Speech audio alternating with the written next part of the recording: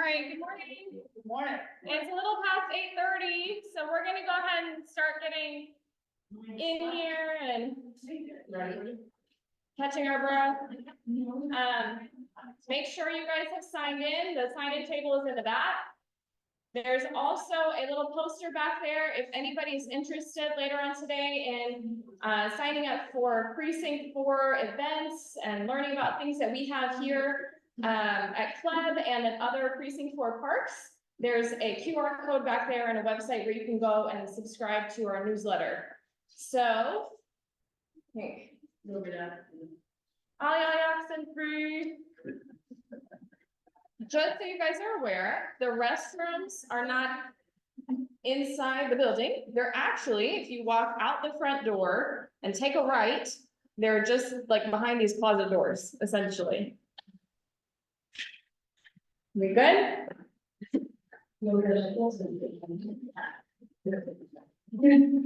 Fine. Everyone can hear. What I'm saying is for everybody.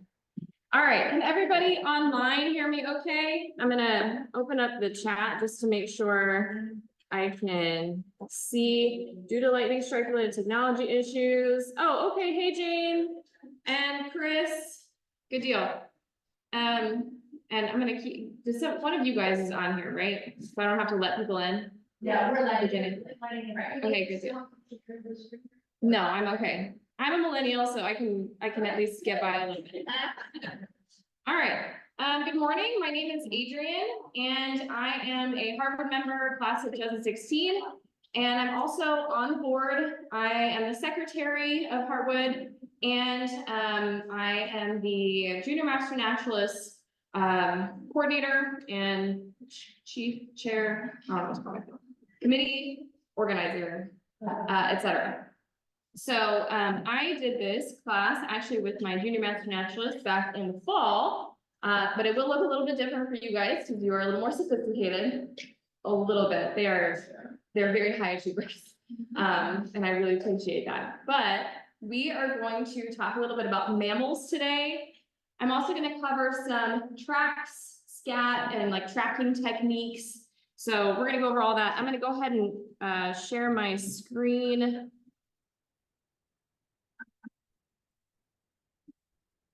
Make sure everybody sees what I see. And I'm sharing the correct screen. Yes, I'm sharing this. Okay. And I need to reopen the chat so I can see everybody. All right, good deal. We are ready to go. So first of all, before we get into tracks and scat and mammal stuff, this is Club Woods. Has anybody been here before? Lots of nods, hands, very good. Hi, welcome back. So Club Woods is not only a nature park, but a historical park. We have a, let's see, 1896, how long ago was that? I'm not doing math right now. Over 100 years ago, a house was built here by Elmer Club, and it still stands on the side of the property over here. If you were to keep following like the paved path, goes back to the orchard and the vegetable garden and Elmer's house. Elmer lived here until 1999, which is when he died. He was going to be 92 in 1999, and then it was turned into a Harris County park. So welcome. We enjoy having you guys, and if anybody is interested in taking a tour of the house, we are happy to do that. I will have a little bit of time immediately following the class for anybody here. Otherwise, we host tours from any time between 8 a.m. and 4:30 p.m. Monday through Saturday. So always, feel free to come back and check out the park, enjoy it. It is a little mosquito-y here in the woods, understandably. But we always have a plethora of mosquito spray on the front porch next to the restrooms. So feel free to take advantage of what we have and poke around and ask questions. I'm here. Elise Rodriguez is here as well. You may know her. She's a mentor for your class. She took the class last year for Heartwood, and she's another naturalist here. She is currently working with volunteers in the vegetable garden. If anybody would like some volunteer hours after this, if anybody needs any easy volunteer hours, you gotta just go pick weeds but we always have good volunteer hours or volunteer opportunities here. Our our designated volunteer day is actually on Tuesdays from 8:30 until 11 a.m. So, but we always have other opportunities. So feel free to let us know if you guys would like to join our volunteer parties, and yeah, if you have any questions. So let's jump into this. This is a smattering of skulls that I have on my table here, and for you guys on Zoom, I will hold them up as we talk about them. But we are going to go through kind of some background information before we get to actually looking at and identifying skulls, and tracks, and all that.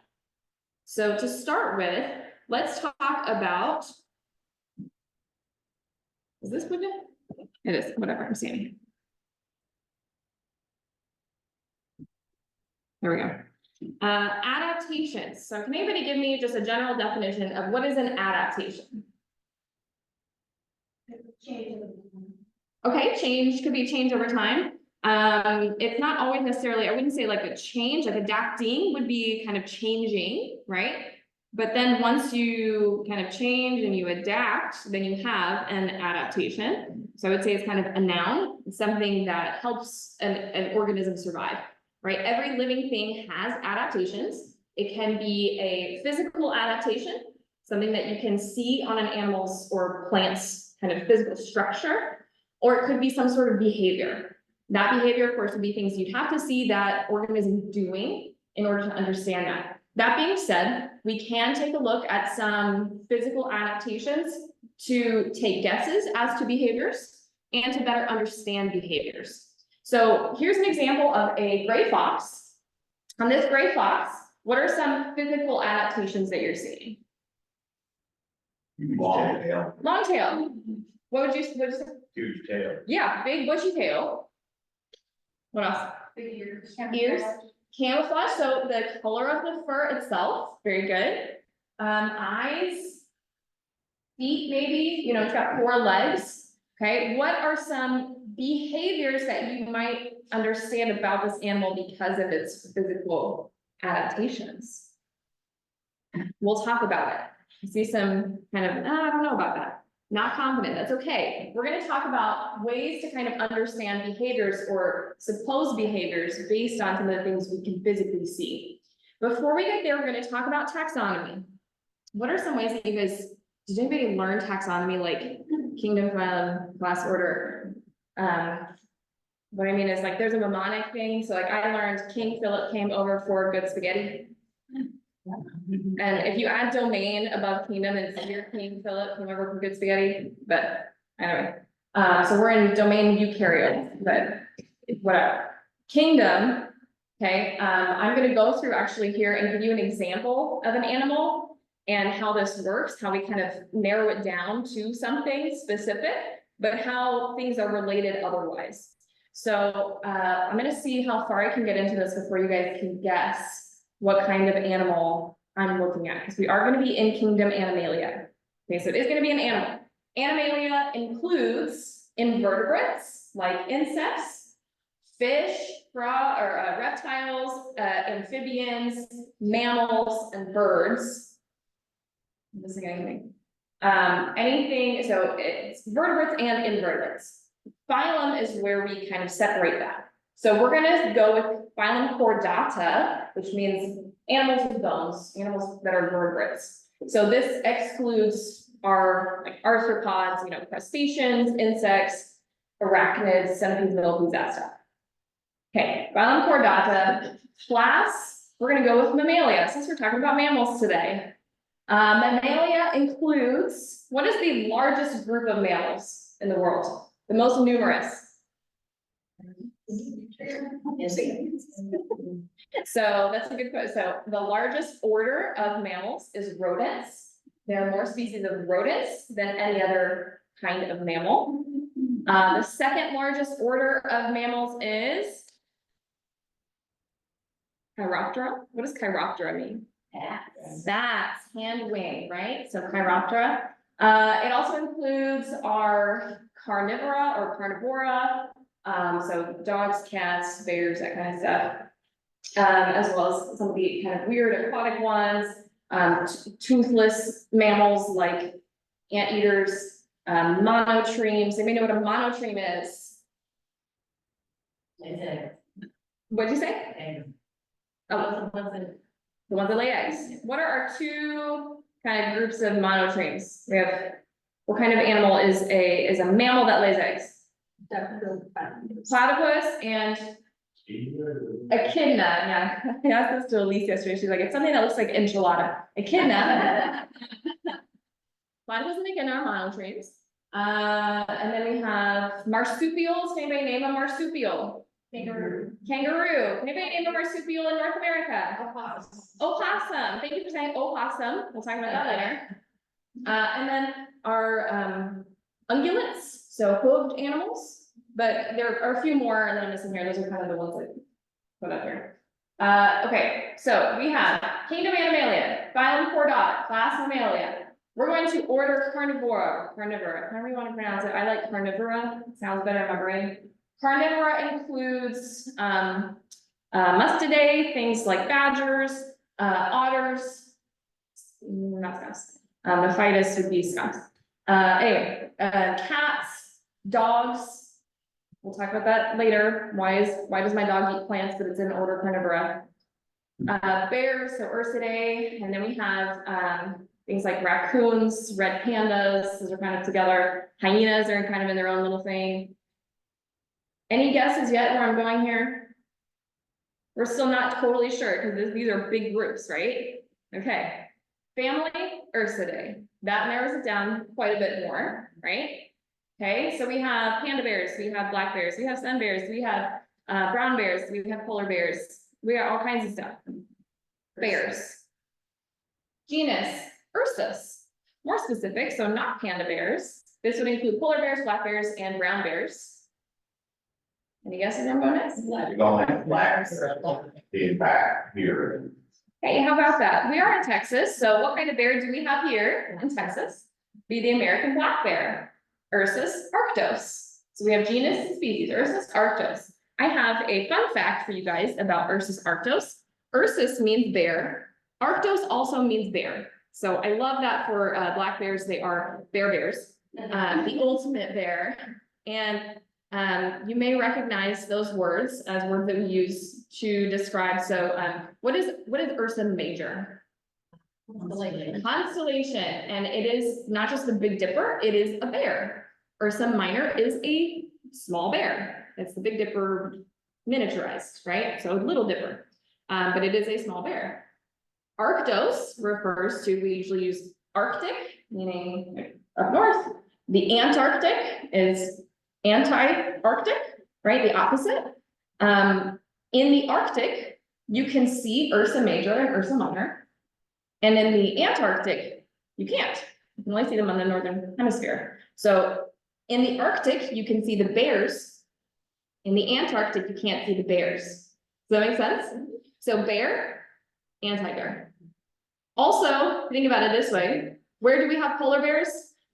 In the Arctic. Where do we not have polar bears? The Antarctic. So bear, no bear. It's kind of interesting. Ursus would be Latin, Arctos is Greek. So usually our scientific names, sometimes people just say the Latin name. It might be Latin, it might be Greek, it might be named after somebody, but usually those are kind of going to go together. All right, good deal. Black bear, Ursus arctos. So cute. What are some physical adaptations we can see here on the black bear? Snout. Snout. They are very olfactory, right? What else? Claws. Yeah, they use their claws in lots of different ways. We'll talk about their feet in a little bit, like different kinds of paw pads and things that we might see in different animals. But claws would be a great adaptation. Anything else? The size of the animal, definitely. We want to take that into account. If we're trying to identify something, we definitely need to know the size of it, and size can be a good defining factor. The fur, the eyes, and the cute little teddy bear ears. All right, let's talk about these guys. What would you call the ones on the left? What kind of animal is that? Sorry. Looks like a deer. Let me know what kind of deer. It is something we find here in Texas. White-tailed deer. How do you know it's not a mule deer? Harrison? The way it is. Good. Perfect. Because of the way it is. So the antlers on a whitetail, they're gonna have one main branch. I don't have a good example of mule deer antlers with me off the top of my head, but on mule deer, you'll have two main branches and then smaller tines coming off of those. They're very distinct. So we have a deer on the left. We have, what is that on the right? Longhorns. Yeah, some longhorn. And on the one on the left, on the deer, what are those called? Yeah. I already said it, and make sure we're saying antlers. Why are they not horns? Because antlers fall off, horns don't. Anything else? There are a few other kind of structural things that make them the way that they are. On an antler, they are made out of solid bone, right? They're solid on the inside. If anybody has seen these like at pet stores, I don't recommend giving them to your dog. They're very hard, but we might see, if you leave them outside, rodents like to eat them because they help to narrow down their teeth, grind down their teeth, and they have calcium, right? So they're mineral. But on the inside of a horn, it's going to be hollow when you take it off. Let me clarify that. On the animal, there is a bone in there. I'm gonna pass these around so you guys can kind of like see the difference and feel the difference. No, I'm sorry, just gonna drink here. Feel the difference as well. You'll feel not only the density because you know the antler is heavier, it's solid bone, but also the material is different. So where you have bone on antlers, on the outside of a horn, it's keratin, like the fingernails. If anybody has ever seen a polled cattle, where they have to burn, they have to slice off and then burn the ends, it's because there's a bone in there. That is for them. On the antlers, the way they grow, they have what's called velvet on the outside. It looks like velvet. It's actually kind of a system of blood vessels that are growing that antler. When those are fully grown, that animal will scratch off that velvet. I think of it kind of like, it's kind of gross. Have you ever had a scab and it gets itchy? And then scratch it, and that's, I think it's kind of like that, scratching off the scab. Speaking of which, I apologize for my appearance. I tried to eat a lawn sign and it didn't work out. Smack myself in the face. I'm not normally covered in blood. I say that. I'm most of the time not covered in blood. I'm not, I'm very careful. Okay, so let's kind of tie together why these are the way they are and what they're used for, because they're not just for us to identify, they're not just for looks. Because those antlers are solid bone, because they grow and then fall off, we can assume that they are not used for protection. Horns, on the other hand, they are constantly growing. They're with them their whole lives. Males and females will both have horns in a lot of species of animals that have horns. Those are often used for protection. Oftentimes the males will have larger ones, you know, think about rams, they're gonna be kind of banging their heads against each other so that they can prove that they're the dominant or stronger or whatever. Animals with antlers do the same, but usually with the animals with antlers, only the males have the antlers, right? There is one species of deer where both the males and the females have antlers. Do we know what it is? Not axis, not real deer. Yes. I just live to stump Kirsten. It's very easy, that's a very. Anybody in the chat know? Now? Yeah, good job, Miranda. Reindeer. Reindeer have antlers, and the males and females will both grow antlers. Fun side fact for you guys. The males will lose their antlers in like mid-fall, I would say like November. The females don't lose their antlers until later in the spring. So when you see pictures of Santa and his reindeer, if they have antlers, those are females. The more you know. All right. So Males have antlers on our white-tailed deer. So in this instance, this is something that's called as sexual dimorphism, where the males and females are different. We have a lot of species like that. Birds, we often see are like that. They're gonna be different colors. Not only does it help us distinguish what is what, but it helps them to, a lot of times it's gonna be for mating purposes. For one reason or the other. All right, good deal. Horns and antlers. Let's talk about other features we're gonna see on most other animals. Real quick, is it really hot? I'm gonna turn down the AC a little bit. Is that cool, everybody? Yes. It's 71, but I better fly. Let's turn it to 59 and do this. Pretty good. All right. Eyes. When we look at this animal, does anybody know what this animal is? It is also this animal. It is a deer. But it is a female deer, so we don't a female deer. We don't have any of those nubs where the antlers would come off from there. So on a deer, for example, we have, and this is a good example of why we need a sense of scale. If we're taking a picture of an animal, that skull could be this big, you don't know. Right, we need a sense of scale, but in all my pictures, I apologize, I do not have that. I was going for quality of image over quality of identification purposes, but I'm gonna help you out. All right, so with our eyes, the first thing we want to look at is the size of them. That can help us determine if that animal, when that animal is more active. So for something like a deer, when is a deer most active? Morning and evening, dawn and dusk, right? Thank you so much.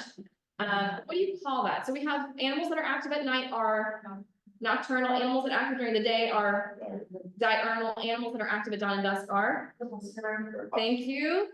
Crepuscular. Crepuscular, it means twilight, CREPUSCULAR. Crepuscular.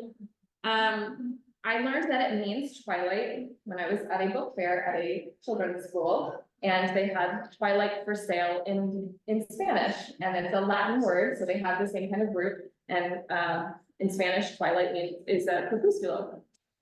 Fantastic.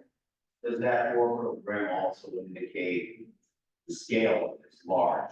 And that also indicate that it is usually the prey and it eats. That's a good question. So just the size of the eye, the question was, does the size indicate if it's prey or not? I would say no. Okay. No. We will get to that here in a second, but not by the size, but by how they're located. So this is just kind of a general rule, right? I want to be clear that not all nocturnal animals are going to have big eyes, but it can be a helpful adaptation for those things that need to see better in the dark. Think about a cat, for example. They have those really big eyes. An owl.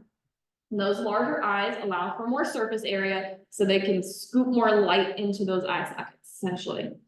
All right, so to Tom's point, talking about predator versus prey, what we're going to do is look at how those eyes are located on the head. So for example, in these pictures, we have the white-tailed deer on the left, and you see that that little monocle, the little black circle, is not a perfect circle because it's situated kind of to the side, right? So those eyes pointing to the side help a prey animal to have a much wider field of vision versus a predator like a coyote. That little monocle is pointing straight forward.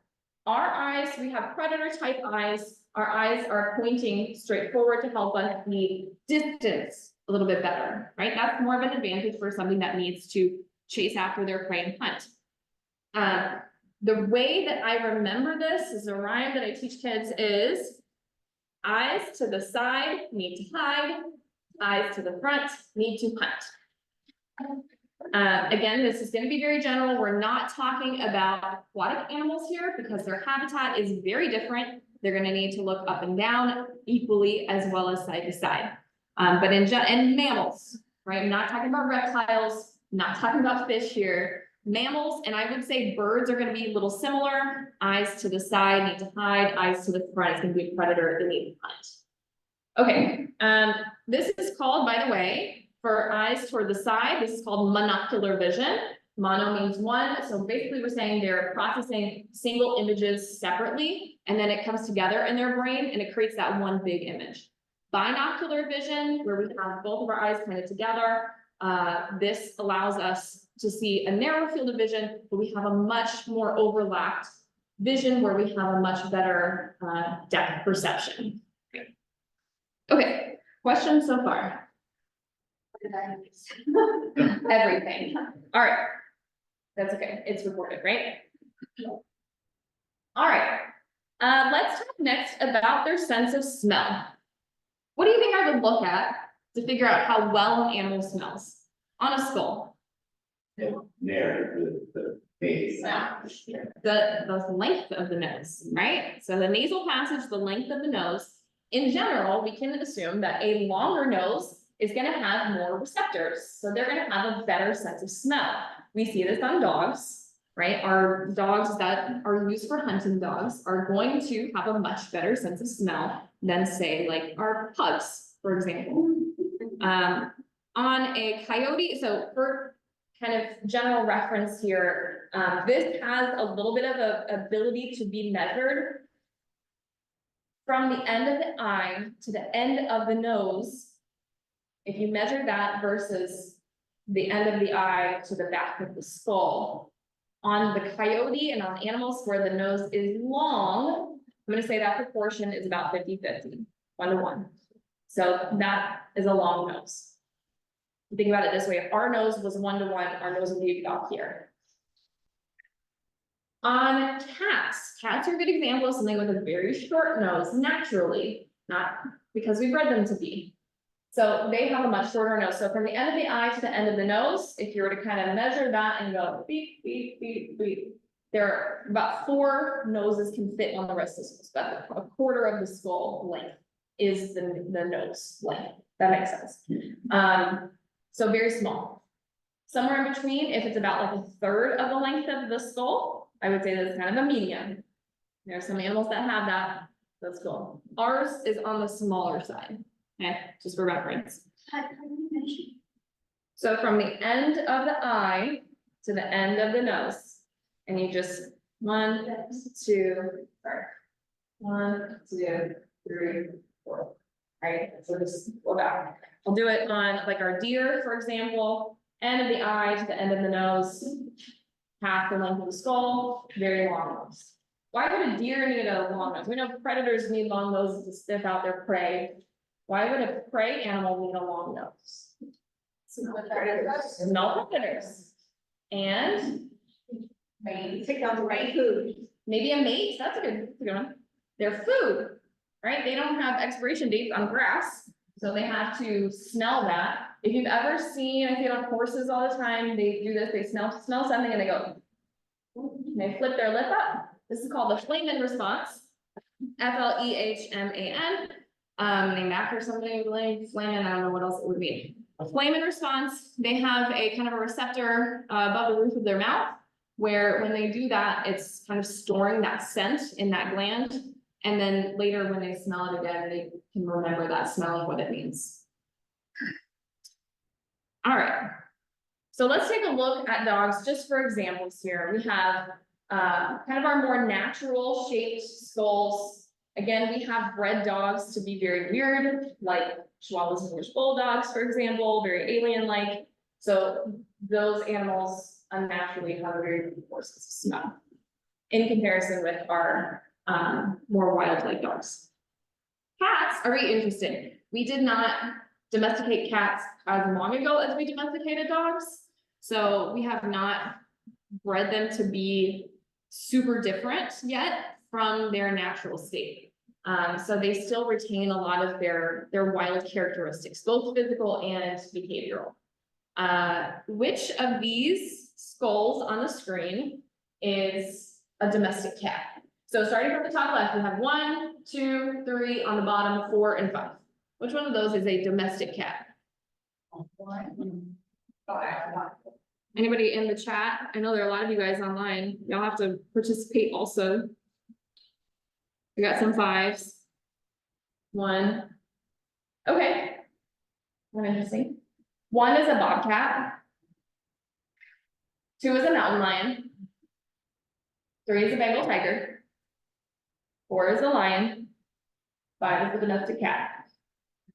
So they all have some characteristics in common, right? We have the small nose. They're also gonna have larger eyes. They're very visual type predators. So they usually are gonna hunt at night as well. Lions are a little bit more active. They're, I don't know, maybe I would say muscular.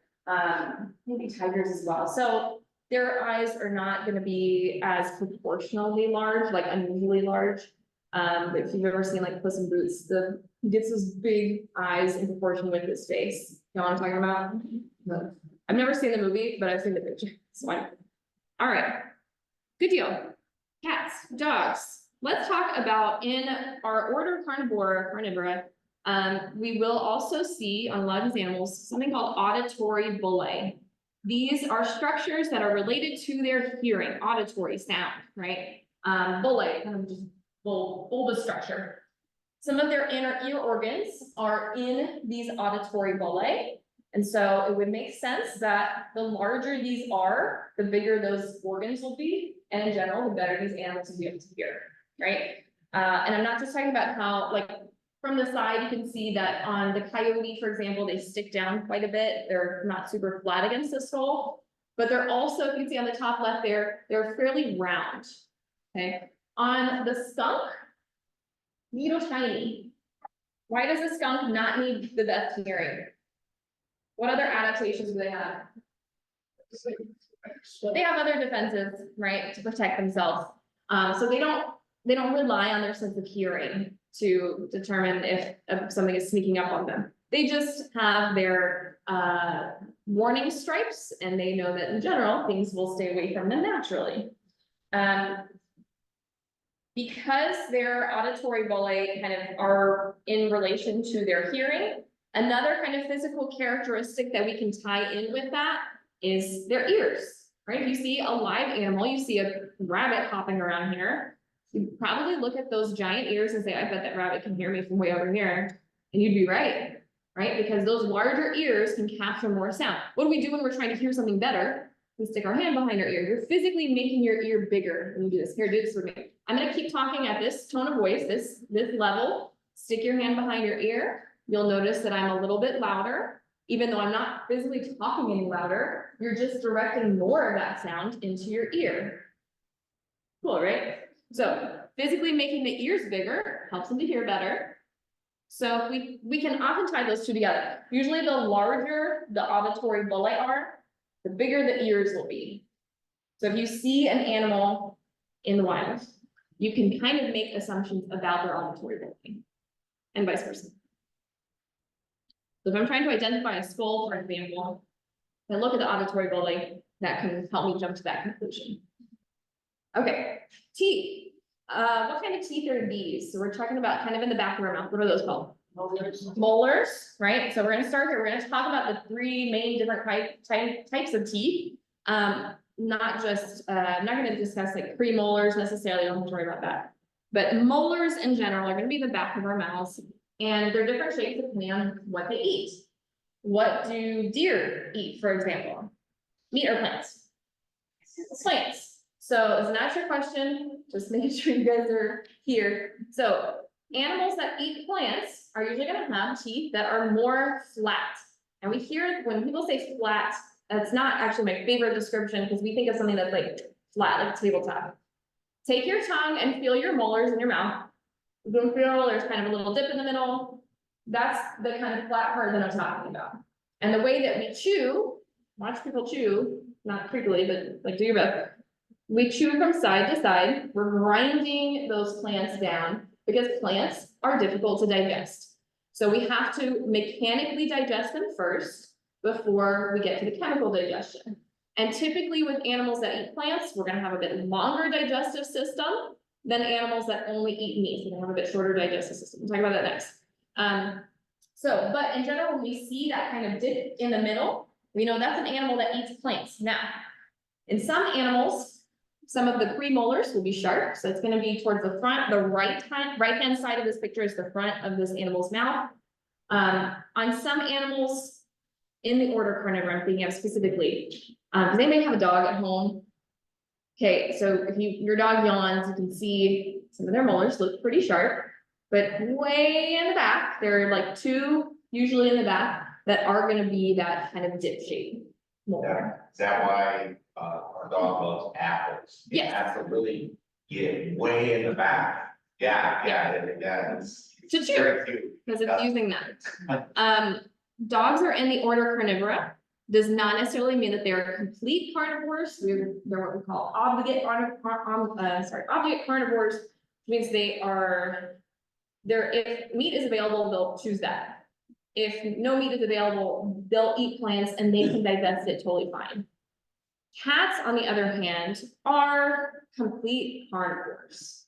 They have to only eat meat. They cannot digest plants. We see this in their teeth. We also see it in their digestive system. It's going to be very short because it doesn't take as much chemical digestion to break down the animal proteins and get energy from it. Okay. So what we see on their teeth on a complete carnivore, cats, we see very sharp molars. All of them are very sharp. There's none of that little dip in the middle. What we also see very interestingly is fewer molars. There are only 3 here. That's because they don't have to chew as much, and their teeth work a little bit differently. Instead of chewing with their jaw kind of from side to side, they go just up and down, right? So, sorry. This is a bobcat. Good question. Thank you for clarification. All right, so our cats, they kind of chew this.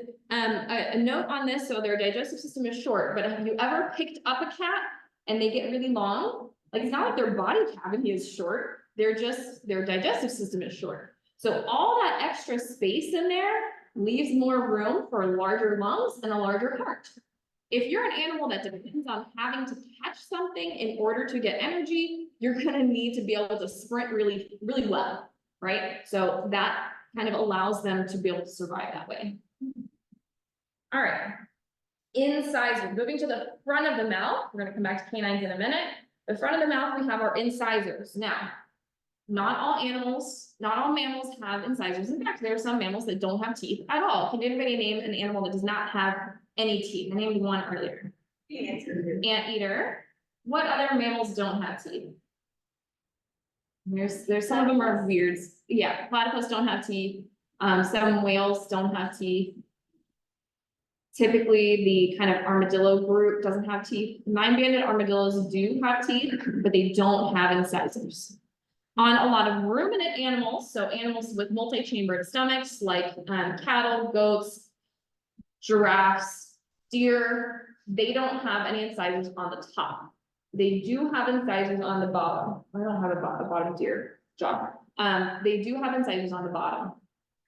Oftentimes, on a lot of animals, I would say, those incisors are not for chewing things. They're very small. They're good for, like you see your dog like grooming themselves. Mama cat carries her kittens around with those little teeth. So they're kind of little utility teeth. They might be able to kind of pull things apart. They're kind of a fine tool to use. When we see teeth like this, these are a completely different tool. They're still incisors. What kind of animal is this one? It's about the size of my hand. It's some sort of rodent. We're on the right track. It is going to be a native rodent to North America. So not a nutria. The largest rodent native to North America is beaver. Very good. So and I'm going to show you guys a beaver versus nutria here in a minute. So on a beaver and any rodent, we're going to see big orange incisors. Think about what they eat. What do beavers eat? This is not a trick question. Trees, right? If they have to eat, you have to chop down a tree with your teeth. That's all you have. You're going to need some pretty strong teeth. So not only are they big, that orange that's covered on the outside, that's iron on their enamel. And that makes that kind of fortifies it. Notice how it's not, as you can see, it's not on the back side of those incisors. So as they chew, that softer dentin on the back of those incisors gets filed down into a chisel. So it keeps those teeth nice and sharp. Now, rodents' incisors are constantly growing. So as they keep growing, they will continue to get filed down. So like a little constant mechanism here. Good. Now with Scientific manner. So on this animal, you said this was a beaver, and this is a different rodent, very similar, I would say similar type, smaller, not native. This is our nutria, okay? So on the nutria, if you ever see a rodent skull and it's like somewhat large, you know, kind of fits in your hand a little bit, and you're like, is it a beaver? Is it a nutria? Here's some tips and tricks. Like and subscribe. So on the nutria, we have this big cavity here next to the eye. This is the eye. So those of you guys, sorry, on Zoom, behind the red circle on the nutria is the eye. Okay, so that big cavity in the front is not. On the beaver, we do not see that same cavity there. We also see a bit of a jaw flare on nutria, which we don't usually see. This kind of goes straight back for beavers. Cool? Cool. We can talk more about beavers if you guys want. They're super neat little animals. Notice how, so they are aquatic. Y'all are like, we didn't ask for this, but you're gonna get it. So they are aquatic. So notice how their eyes are a little bit, they're situated a little bit different. They're not totally like side, they're more on the top, because as they're swimming, they're gonna be having their eyes out while they're swimming around. They also have a special, like, you know how in order to close your ear, you have to push this flap in with your hand. They have a muscle there that they can do that on their own. They don't have to use their fingers to do that. They also make a super cool, they have a gland underneath their tail. It's the same gland that like a skunk has to produce that smelly spray. On beavers, it smells like vanilla. Oh my goodness. And people use it to make flavoring. So if you see something that says like natural vanilla flavor, it might be from beaver anal glands. Sorry, but also you're welcome. People also use it to make perfumes and other smelly things. So there you go. Beavers are fun. All right, now different group of, yes.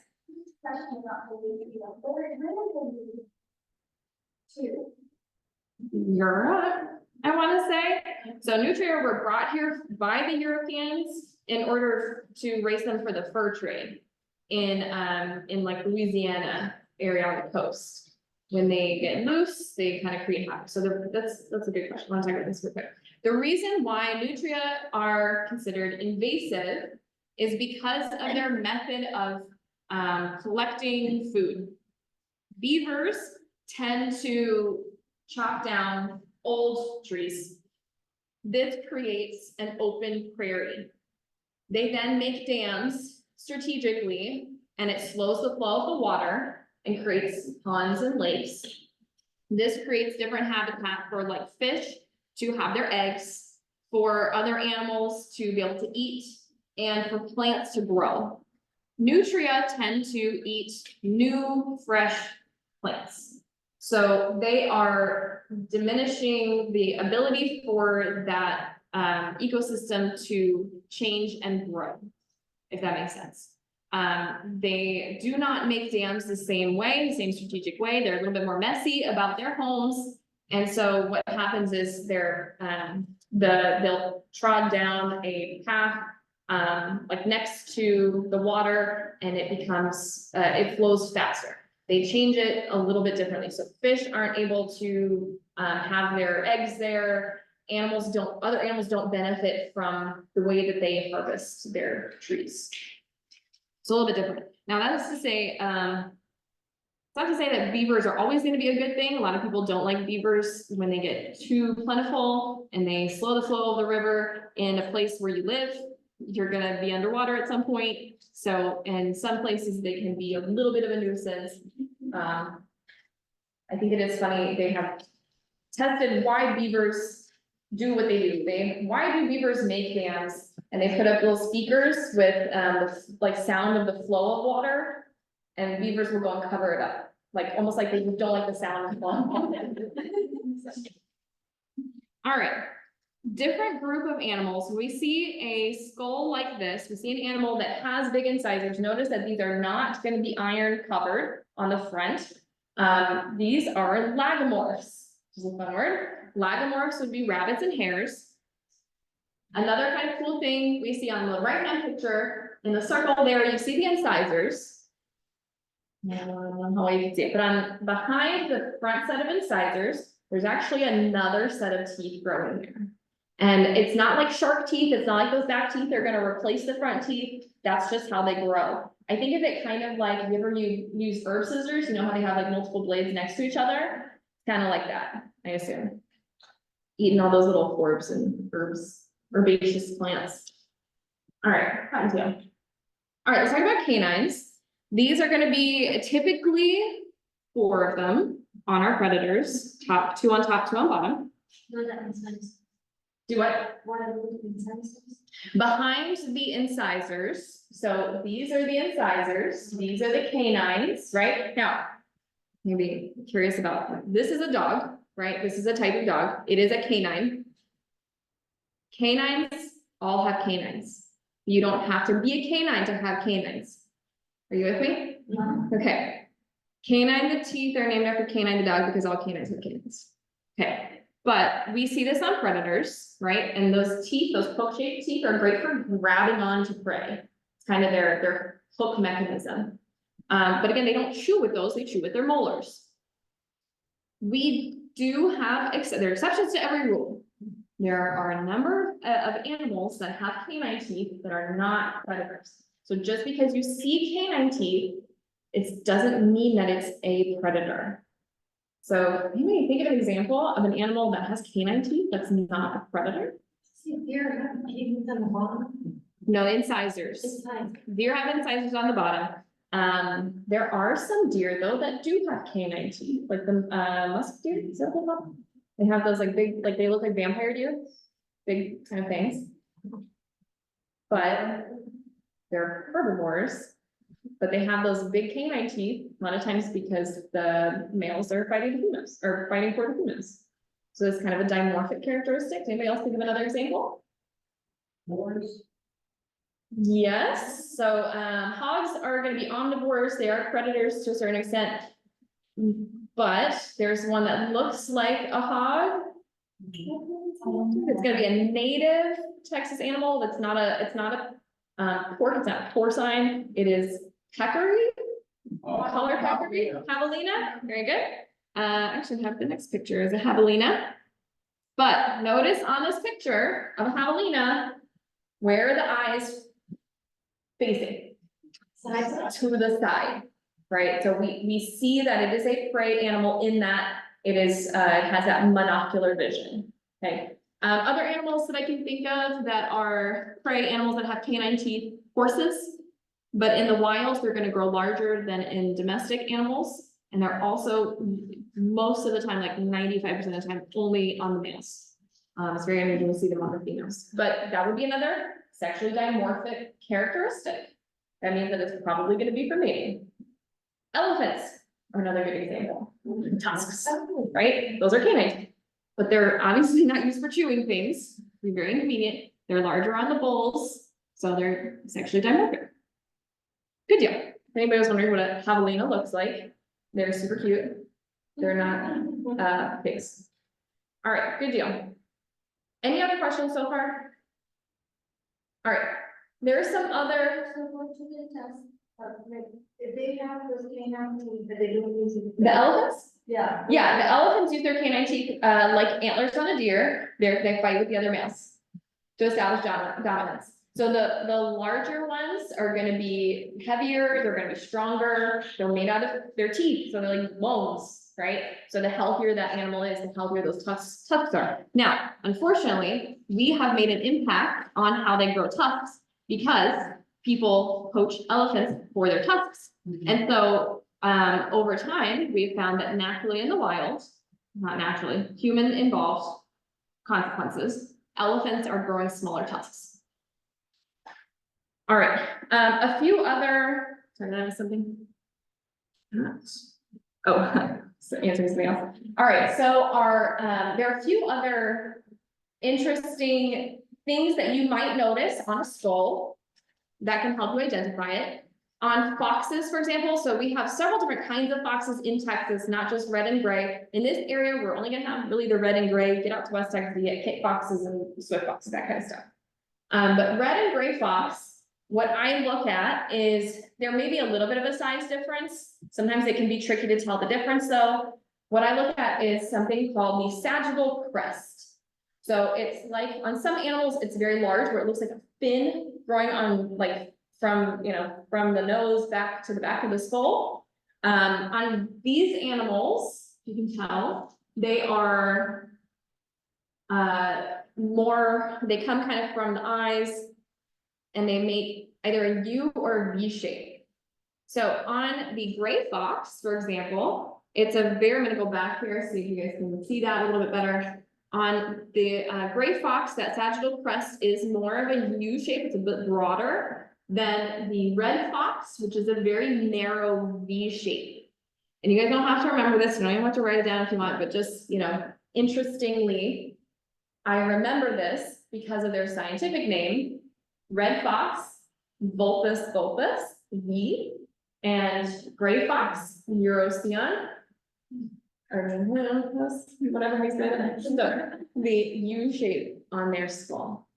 On some animals, their sagittal crest can be very large, and that's typically on animals that, a lot of times on animals that need a stronger bite. I see this on the badgers.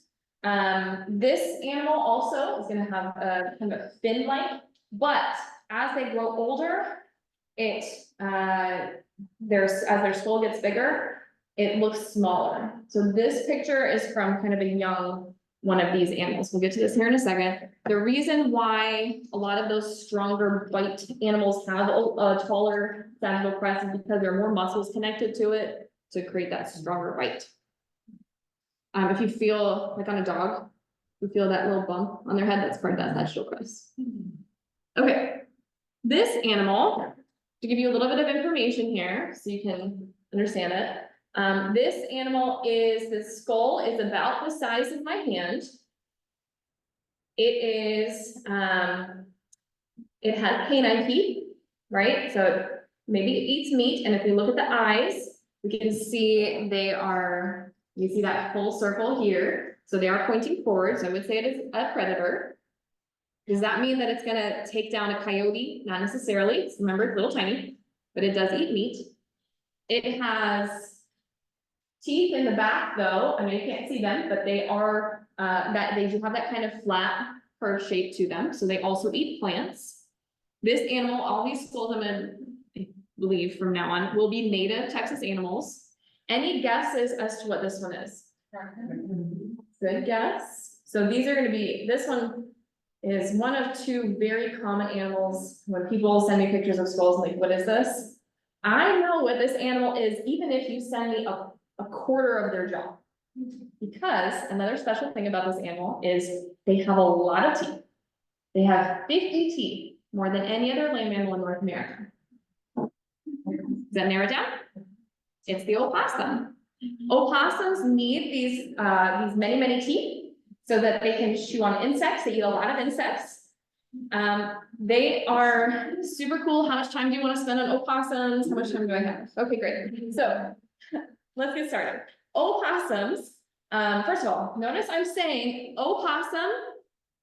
This is a possum. It lives in Australia. This is an opossum. It lives in North America. It is the only marsupial native to North America, which is why we see all the little babies crawling on mama's back. Because after they get out of the pouch, they'll hang on to her for a couple months before they're on their own. So to back up, when they are born, they're about the size of a jelly bean. And then mama will like lick a path to the pouch where the babies can find that. They can't see, they can't hear anything yet. Once they get in the pouch, a typical opossum will have 13 nipples.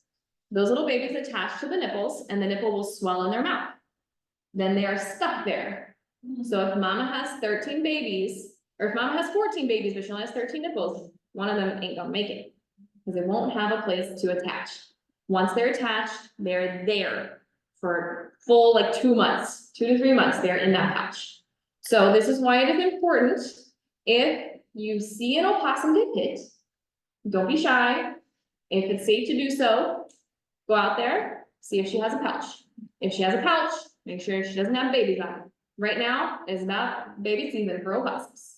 If she's got little babies in there, you gotta pluck them off like grapes.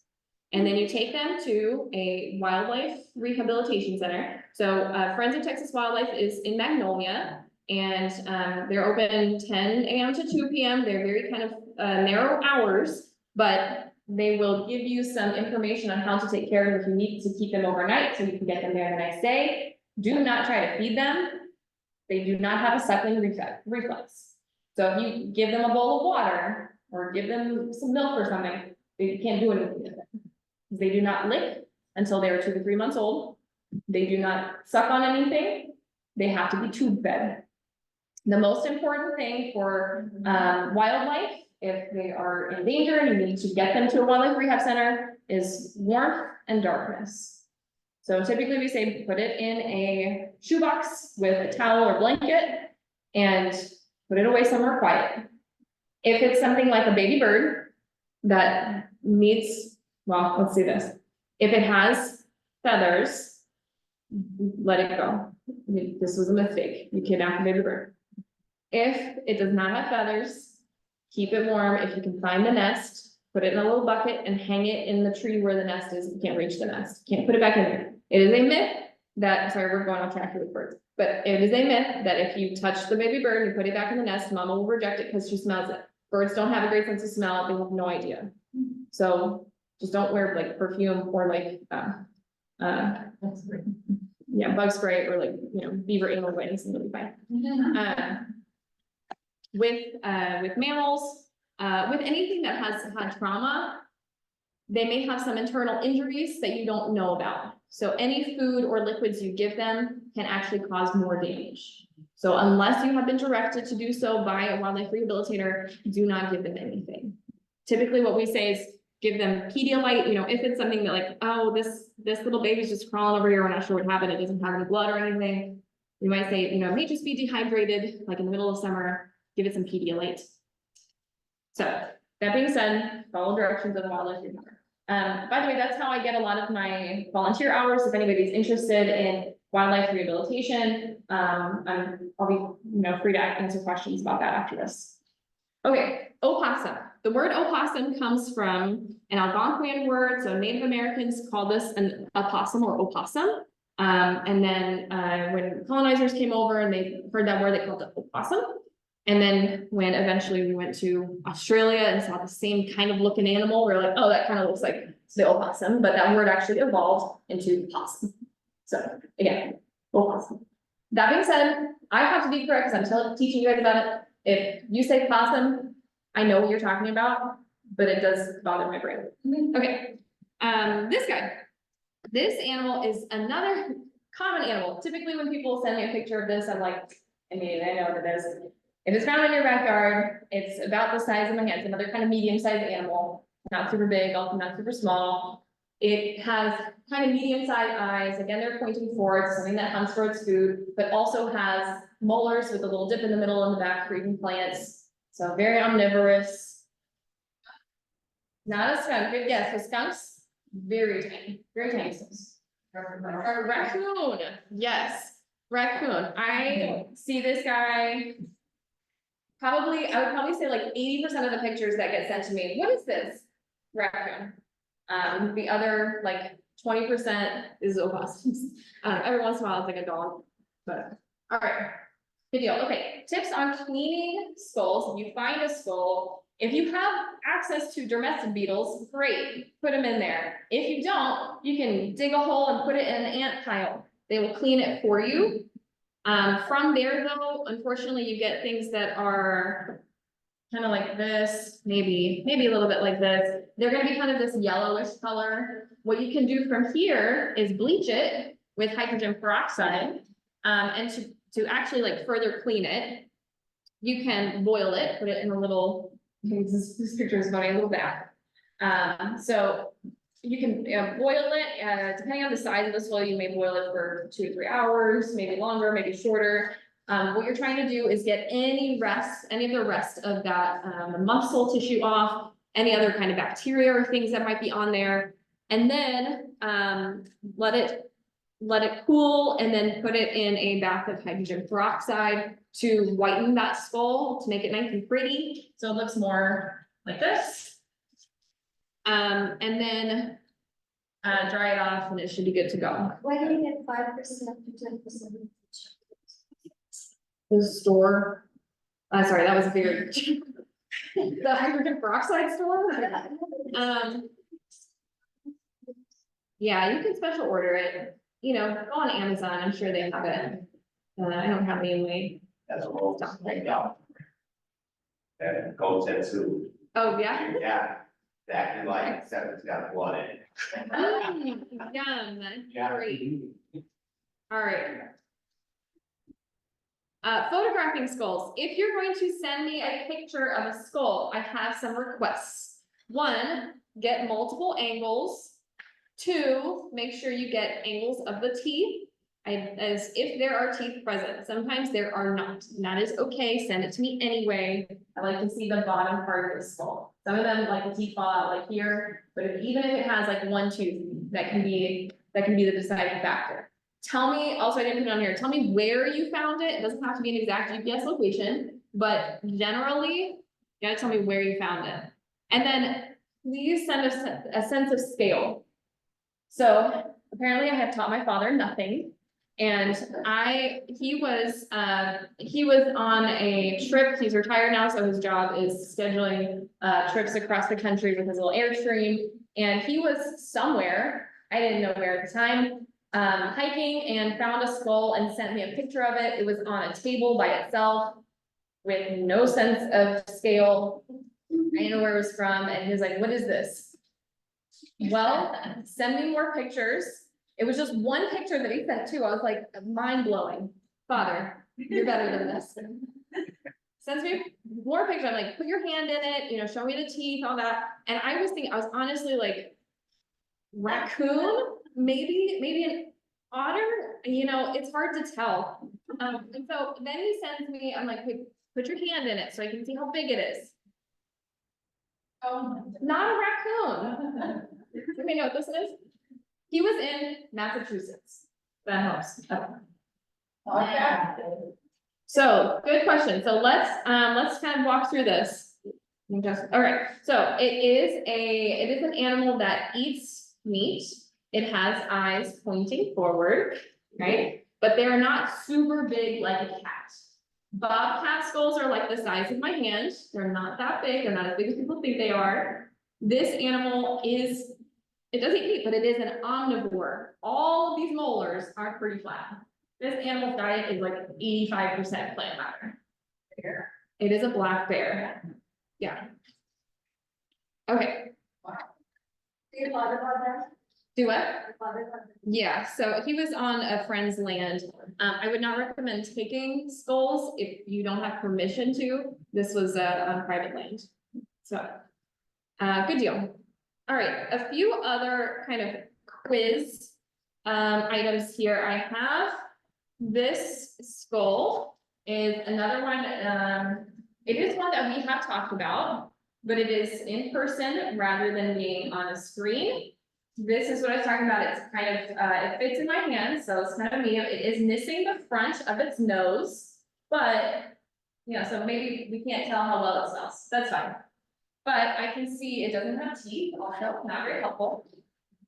It's kind of medium eyes, and I know that it was found here at the club property. Sorry, owl people. Here. Very common to find. This is not an opossum. Opossums would have a bit narrower brain cavity. Less opossums, they're not the brightest animals. They don't have to be though. They have a lot of their adaptations. This animal is a pretty smart animal. It is a raccoon. Yeah, raccoon. This one. I forget where I got this one. So, Yeah. at some point, can you just put it by the owl? Yeah. Can you tell me when you can see it? Sure. Yeah. Okay, sorry, I thought I had it. Yeah. All right, so second skull. Here, so like Vanna White. Some sort of, what kind of class are we in? Rodents, good. You have those orange teeth. But we know it's not a beaver. It's a nutria. Don't worry. Yes, I know that all the time. Very fragile. Oh, you did totally break it, it's like. Honestly, I'm not worried. Okay, but we still see, first of all, look how long this tooth is, it really goes all the way back into that, towards that eye. Kind of cool. All right. Yeah, okay, this one is a much larger skull. It does have a very, there you go. It has a very long nose, something with a good sense of smell, eyes pointing forward, predator, and it has, oh, I don't see any canine, but it does have space for canine teeth. And it has molars in the back, the ones in the very back have the little dip in the middle. Coyote. Foxes are gonna be much smaller, they're gonna be probably half the size of this skull. Gray and gray, gray are a little bit smaller. Okay, so coyote. And I think that's an adult. Yep, they're about the same size as a German Shepherd. Would look fairly similar. This one is a bit more interesting. Does this look weird to anybody? No. Okay, that's because it is not a wild animal. This animal does have eyes pointing forward, but it has what we call kind of a cute doll head. Okay, so this is an animal that we have bred to look more cute. Not worry too much about physical adaptations, but it is a domestic dog. So I don't know, I wouldn't say that the nose is flat enough for some sort of brachiocephalic animal. Maybe, no, maybe like an Australian Shepherd or something, but definitely more of a domestic animal. Okay, so anytime I see something where I'm like, oh, that was a little weird, that's kind of my guess, is gonna be a domestic animal. But it just takes a little bit of seeing a number of skulls before you get to that point, really. That one looks a little weird. Okay, this is another one that looks a little weird, but not because we've bred it to be weird. It just is. This animal has a kind of a very interesting flat top of the skull. Yeah, good, armadillo. So the armadillo, notice, does not have any canine teeth. I'm sorry, well, you're right. Doesn't have any canine teeth, but also does not have any incisors in the front of the mouth. What it does have, it's got 2 little teeth left, and these little teeth are kind of stubbly, nubbly teeth. What do armadillos eat? Insects. Yeah. So insectivores oftentimes may have smaller teeth. We saw in the opossum, for example, lots of little teeth, lots of teeth and small. Okay. Maybe you can provide this. Do you want to share the PowerPoint with? Yeah, okay, I can do that. Yeah, interesting. Yeah. All right, we're going to, if anybody need a quick break, again, if anybody needs to use the restroom, get snacks, restroom is, if you go out the front door, take a right, it's on the front of the porch. We're gonna take about a 5-minute break. Do that real quick, and then we'll come back. Good deal. And did I miss any questions on Zoom? We're coming back. If I missed anything, I don't think I did, but now would be the time to speak up. Or not. Any questions or things that you thought of so far? We're here. Let me ask me a question about some things. Yes. What's the lifespan of a raccoon? Generally? 10 years? Okay. Ask me what the lifespan of an opossum is. What's the lifespan of a opossum? That's a good question, Kara. I'm so glad you asked. Opossums only live like 2 years. Yeah, and raccoons, I'm maybe thinking of like, in captivity, maybe 10 years. maybe less in the wild, but they're longer lived than I think. I have a Yeah. question, did anyone pick my pen from them? My mistake. There's a pen over here. Okay, maybe. Okay, yes, So it's illegal, and I guess in state, federal court, like, to bring any bones home. I would say, so the question was, is it legal to take bones that you find at a state or national park home? I would say yes, any, even rocks, do not take things And from, and plants.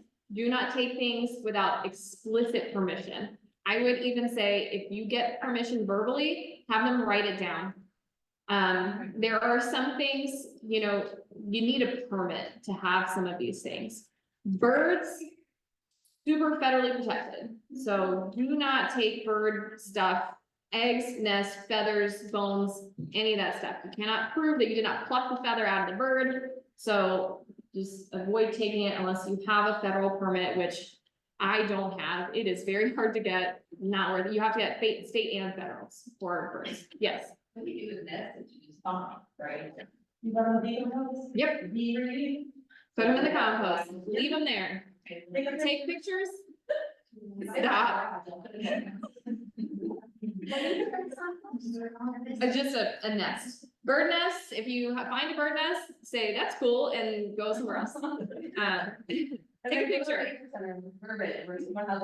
Yeah, if you bring it to us here at like a club, we have a permit, but we're like, oh, why did you do this? Leave it, just leave it, we don't want it, because we have to then report it, and that's annoying, so tell us, like, you can say, hey, I took a picture of this thing that I found, and we will decide if we want to get it or not, and tell us where it is. That's my advice. Yes. So, you shared the skull of a blackberry that your father found. What's the kind of average time for decomposition for like a skull? Is it something that takes months? I would say not even that long, depending on, so the question was, how long does this decompose to the point where like a skull might look like this? Because this was not, this was bleached naturally, this was decomposed naturally to this point. And it really depends on what you have around. If you have good, beetles and ants and things that decompose it, it's a matter of days, weeks. If you have a lot of great vultures and other decomposers, days, weeks. Yeah. So is that how you're, I guess, someone who's surveying and trying to collect these types of items, is that how they're naturally finding these skulls? Is they're looking for vultures and then Yeah. following them? Roadkill even, yeah. Yeah, if you want to find skulls, roadkill is a great place to start. It's kind of gross, but bring gloves.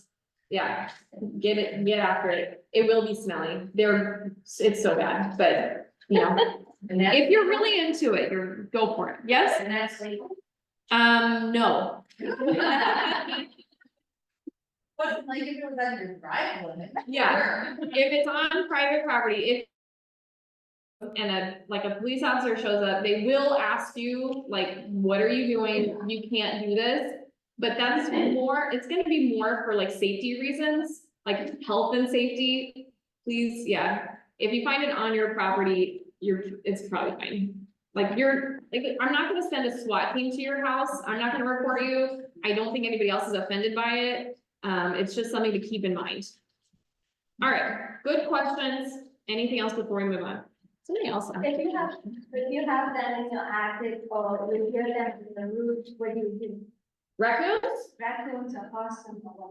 Okay, so if there is what we call nuisance animal in your house or in a place you don't want it, they are going to your house because you're providing a safe place for them. They're not going in there because they're like, I really want to piss this person off.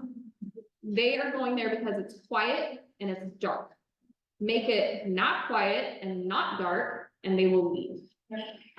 This is true for like if you have raccoons in your attic, they're most likely, a lot of times it's gonna be in the spring, and it's because they have babies and they're like this quiet, dark place, and I can put my babies here and they're very safe. Put talk radio up there, make it noisy, make it where people are talking. Apparently they don't like NPR. And a motion detector light.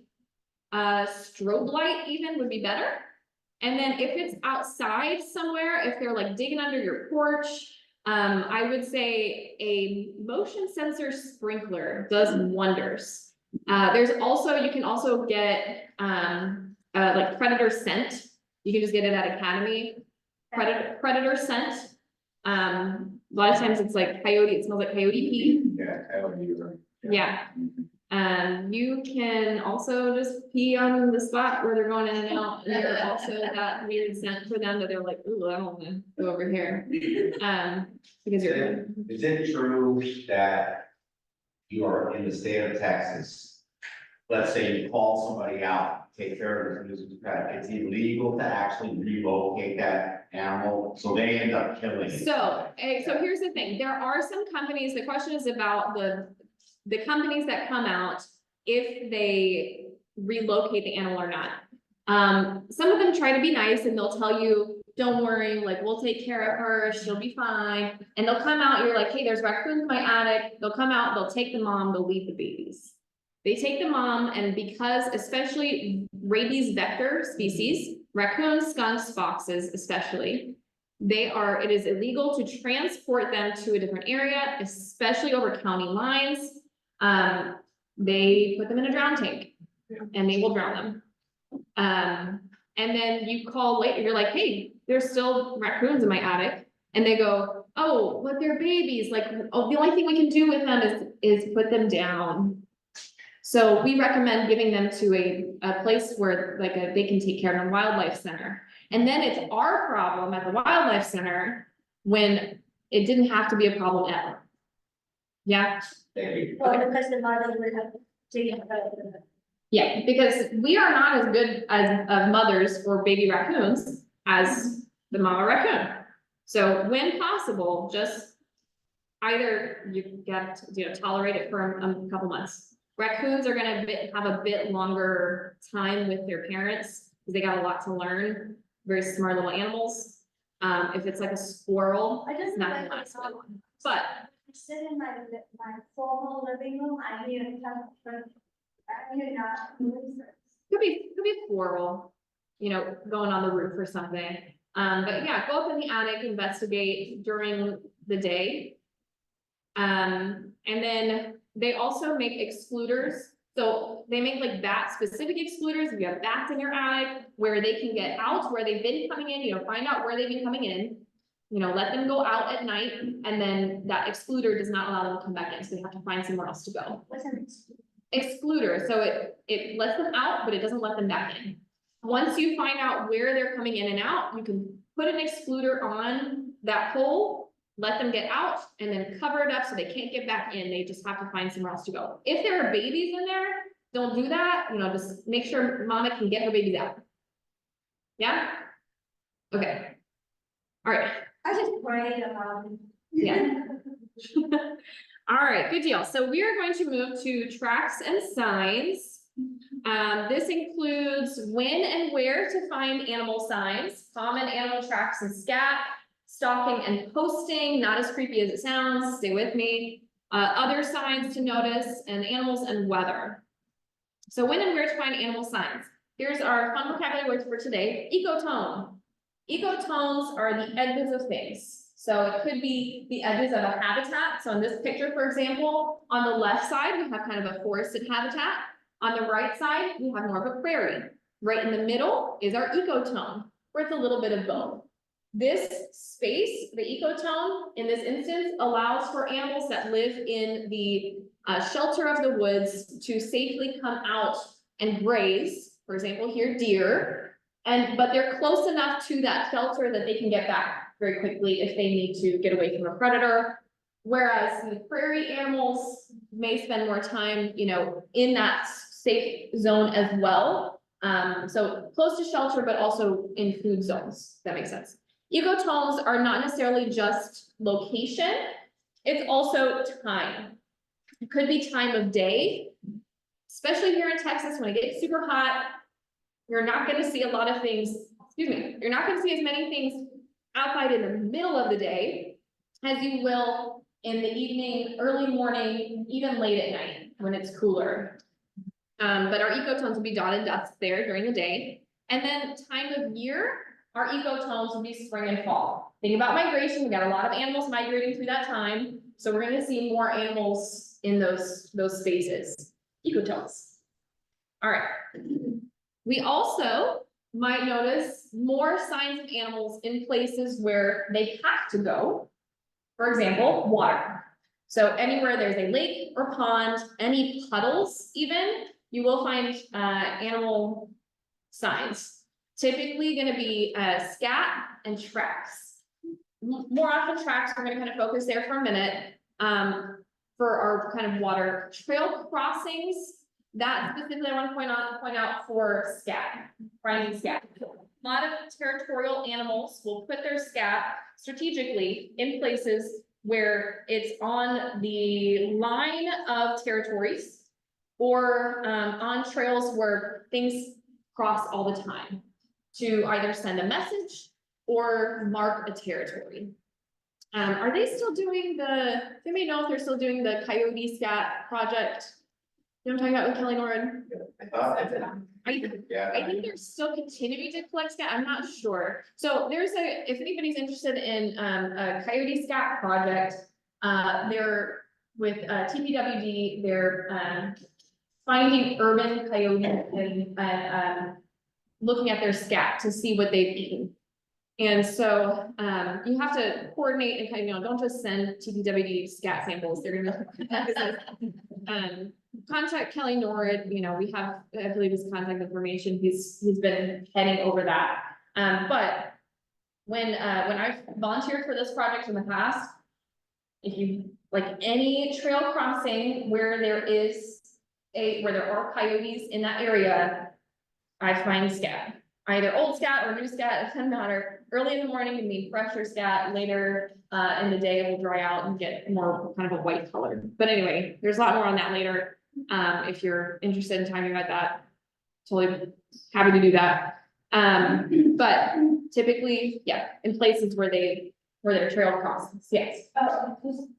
Yes, we didn't see any examples of Yes. just two different paths. Yep, two paths, or a place where a trail splits, into a loop or something like that. And it could be a human path. It could also be a animal-made path, where you see like deer tracks or bunny trails off the side of a human path. There may be, if you follow that, there may be some, deer paths that cross here and there, and you'll find in the center of those more coyote scat. You find them right in the middle of paved paths. That's Woodland. fox. In the middle. That would be fox. That's fox. I would Not- bet money more on foxes than coyotes. Because as you're walking and it's not a crossing. Right, yeah. I would bet fox, but I'll show you examples here in a second and we can kind of look at differences and you'll know better. All right, so types of footprints, gaits, the way that they track, and we'll look at common animals, tracks and scat as well here. So what we can easily do when we're looking at tracks and trying to identify what kind of animal it is, we can split it into groups based on their toe orientation. So for hoofed animals, pretty simple, it's got hooves. Here in this area, we're gonna find deer and hogs, right? That's all we've got to worry about.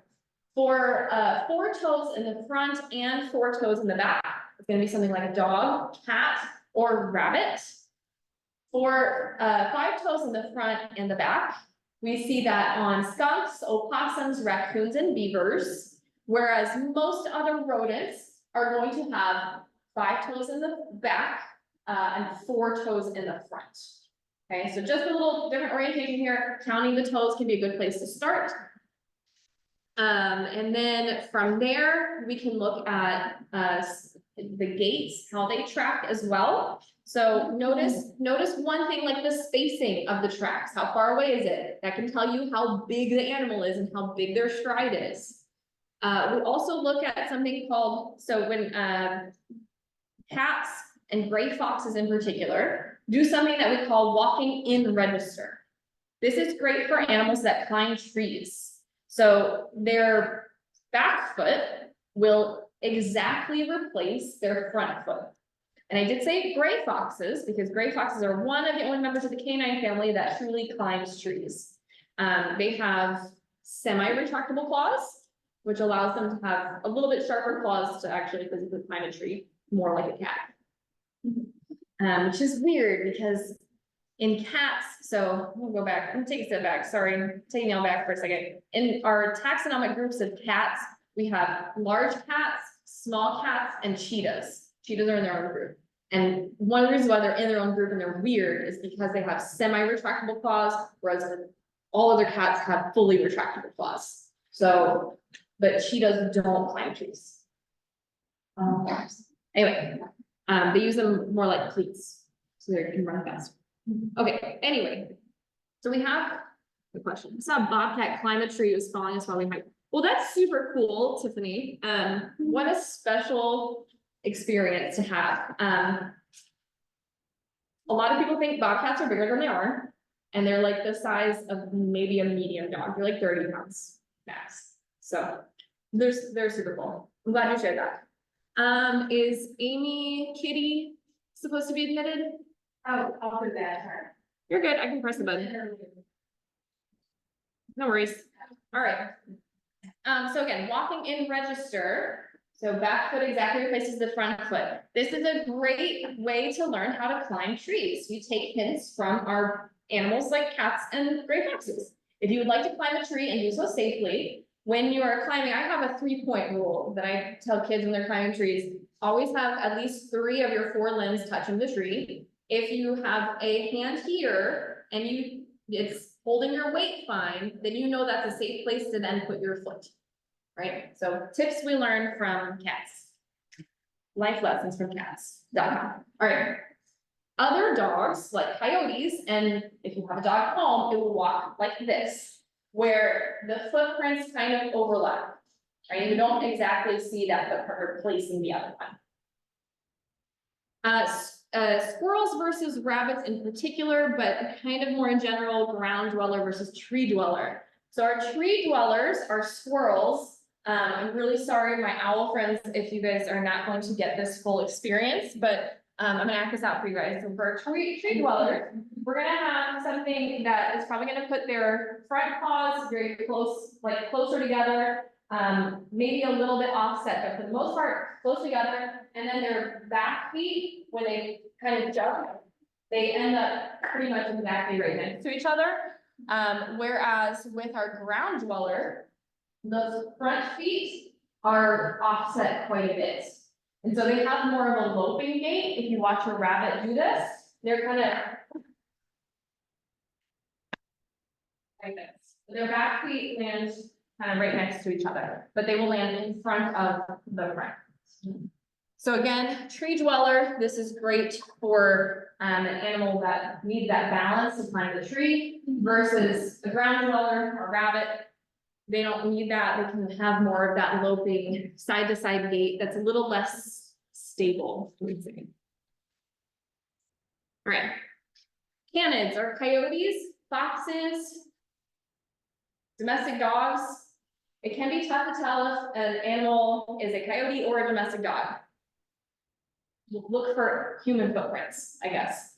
But in general, for dogs, we would see claw prints in their footprints. In general, this does depend on the medium in which they've stepped. If it's not super muddy, if it's pretty dry, you may not get a full claw print. In domestic dogs, if people are keeping their nails pretty short, you won't see them at all. Okay, but in comparison with cats, notice the space in between the paw pad and the toe pads. You can make a circle here, okay, a little circle. With cats, we're gonna get that in a second. You can't make the same perfect circle in there, okay? I also see toe pads on canids are gonna be more elongated and oval, whereas the cat toe beans are little circles, more circular. All right. What about toe beans? The scientific word for topaz is toe beans, yes. No, it's not. But please tell everybody that it is. Don't cite me on that. All right. For scat on coyotes, on the left, we typically are gonna see more hair. It really depends on the time of year and what their diet is in that area. It really depends. On the right, we have a fox. Tom. it looks like coyote though. Okay, Yeah. Interesting. Yeah, but I believe maybe it. they're in the crossing. okay, Yeah. sure. Yeah.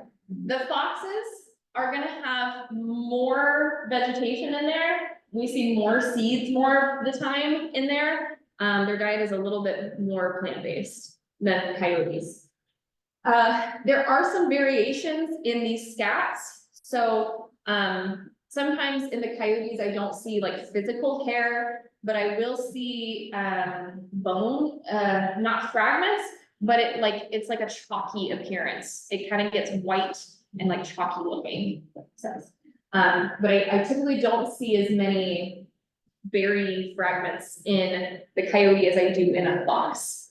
Do notice the shape at the end, there's a very long taper on the end of the coyote scat. What else? Okay. Compare the footprint of that dog here to a cat. Again, cat, toe pads more round, and we don't have a good place to make a circle here in between the paw pad and the toe pads. It's gonna be more of a arch.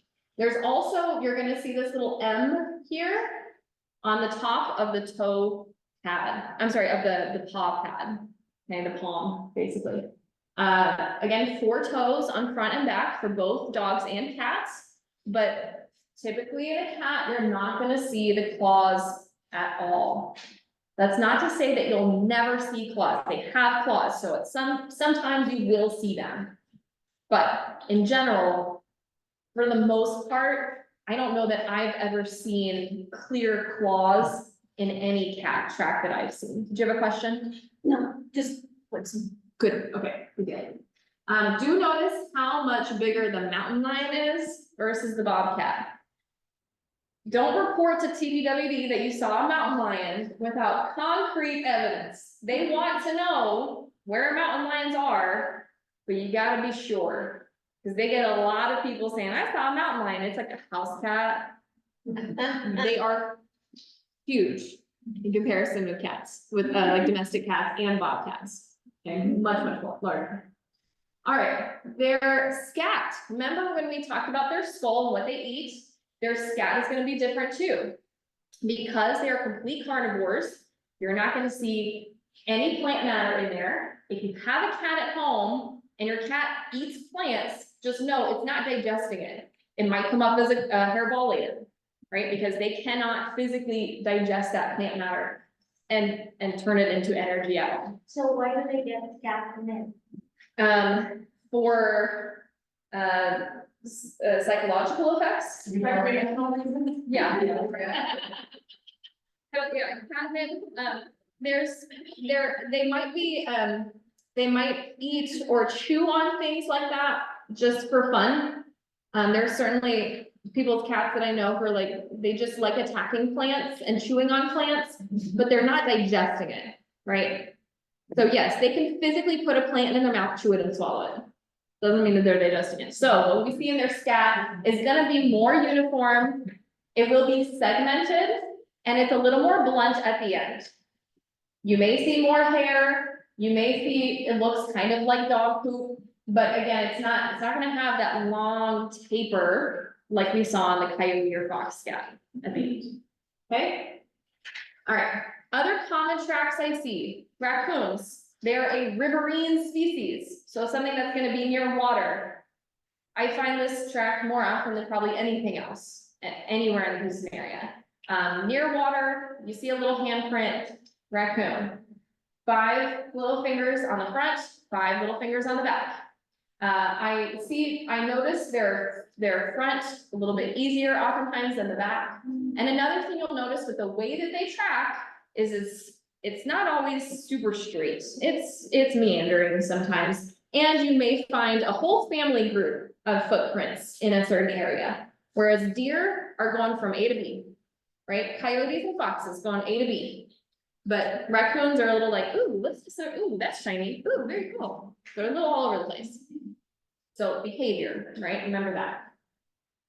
And one more thing I want to point out here.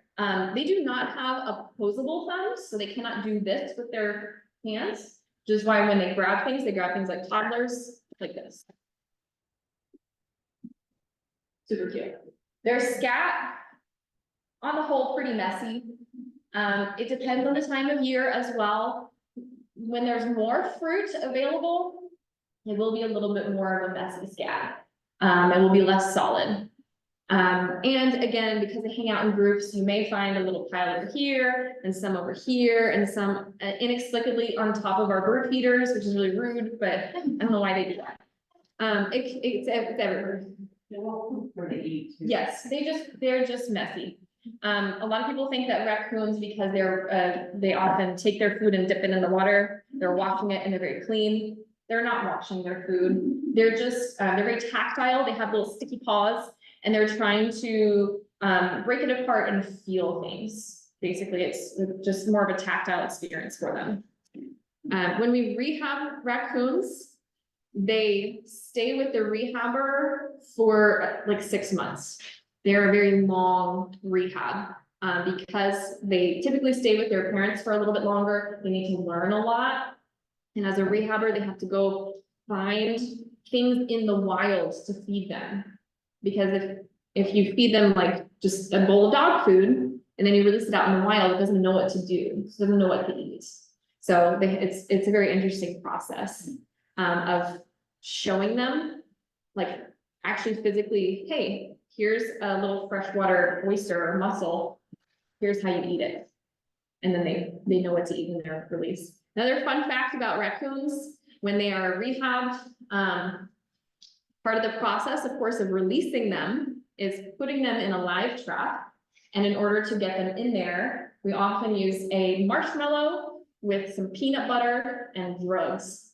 And then once they're drugged and you make it a bad experience, they don't like the live trap, they don't like being drugged, they will pretty much never go back into a live trap again. And they will never be lured by peanut butter or marshmallows ever again. So if you have a raccoon in your neighborhood, that's a problem, and it's not able to be trapped, it may have been released. So, all right, opossums are also going to have little hand-like fingers. However, you'll notice their fingers are a little bit more spread out. Remember, they climb trees, and they're very, is bumbly an actual word, but like that's what I think of them as.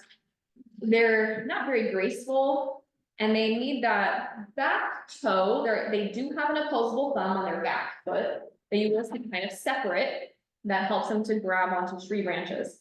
If you see their feet on the ground, if you see their prints, you may also notice there's leaves or something dragged over the top. I don't find these as often because their tail messes up their tracks, but also it's prehensile.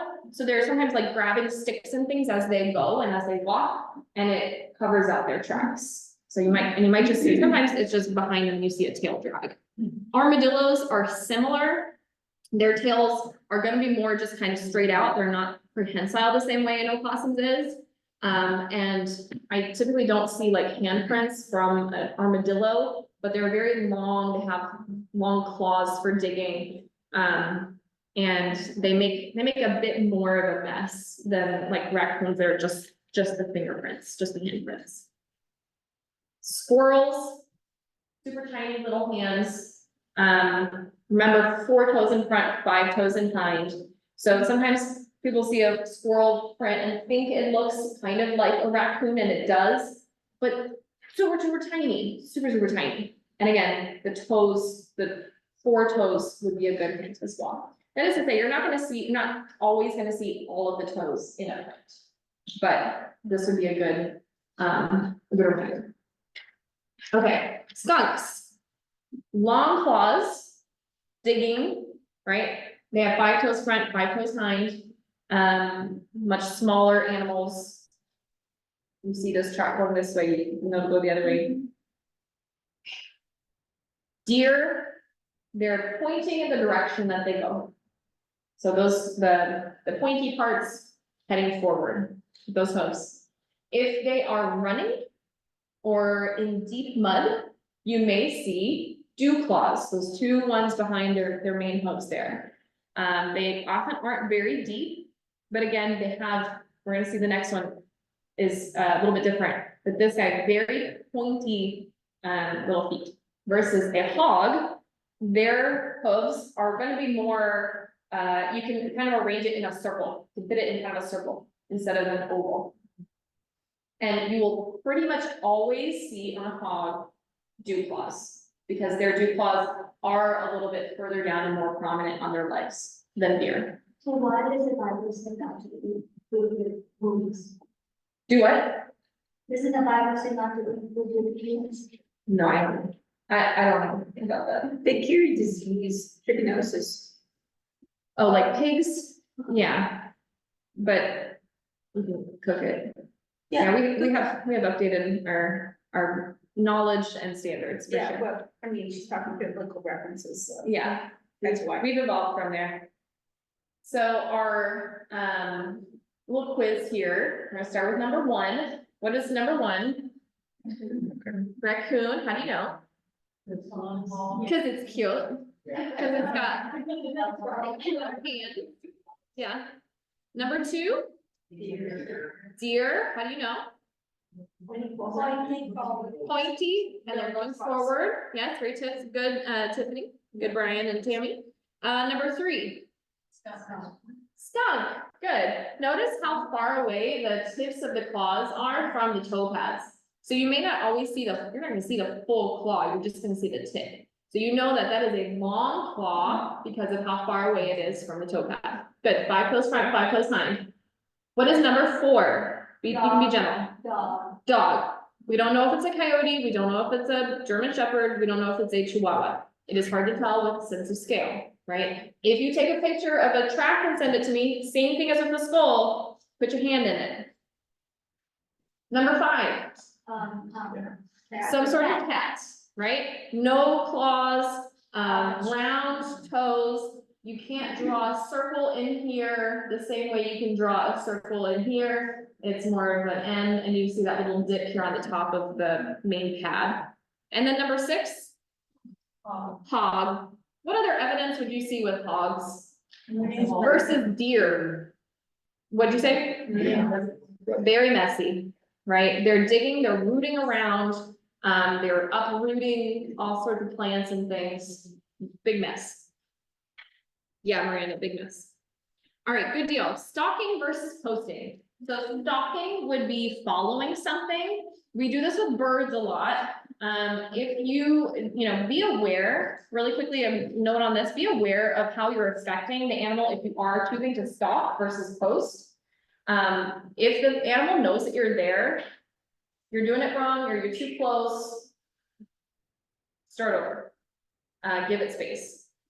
But stalking would be following versus posting is sitting still and waiting for things to come into your line of vision.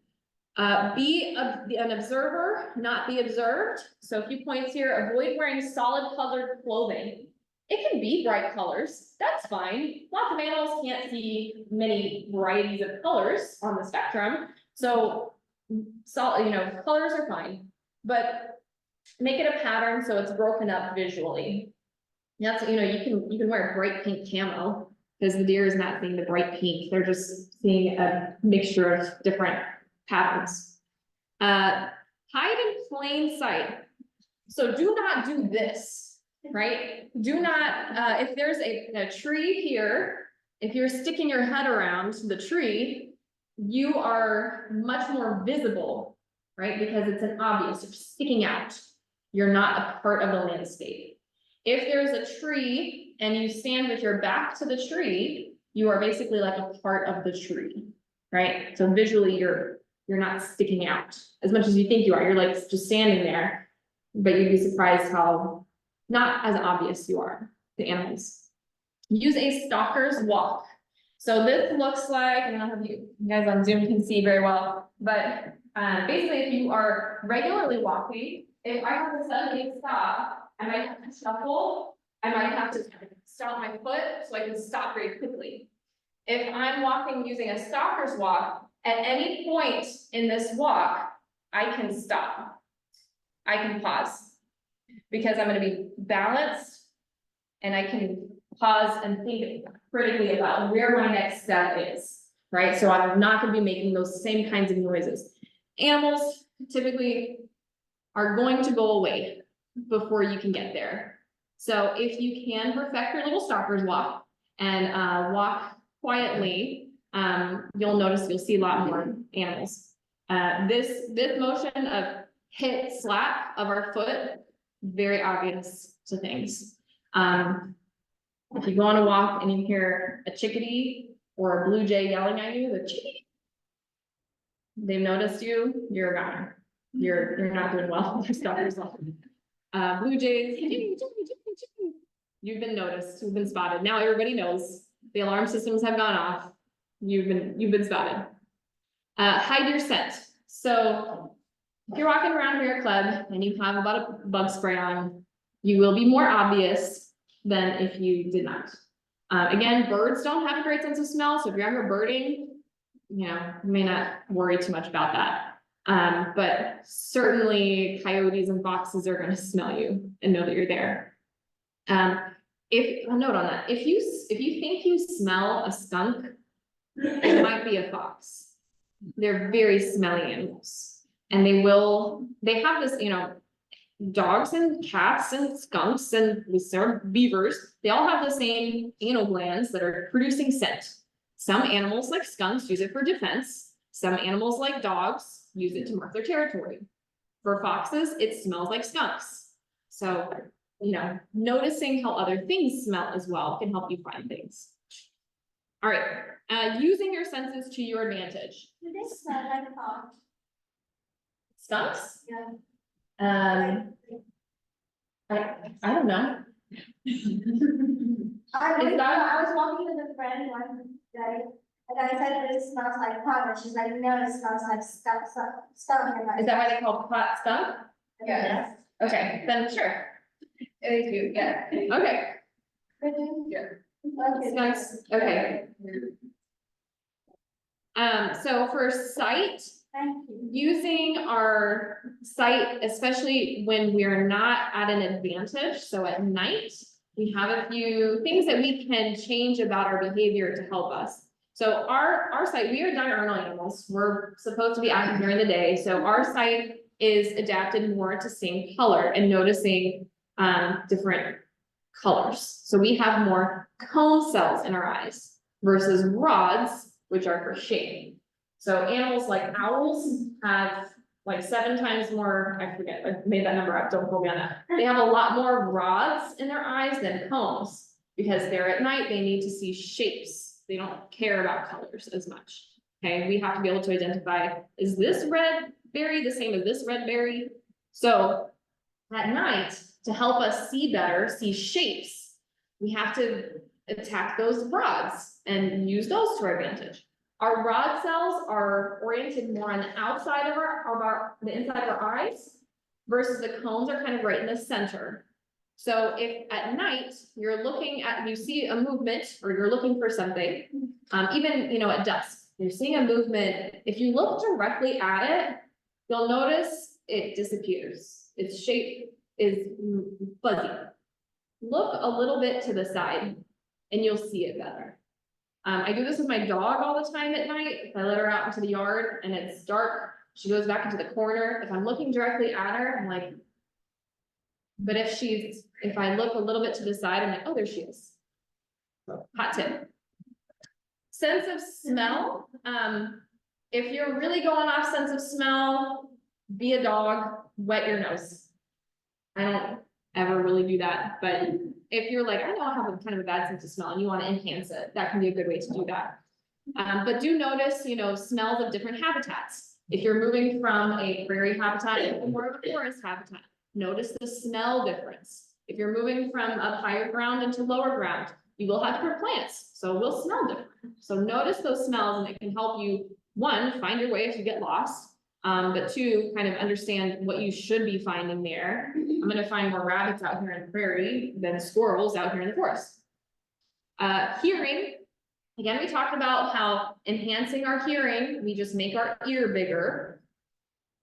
Use that to your advantage.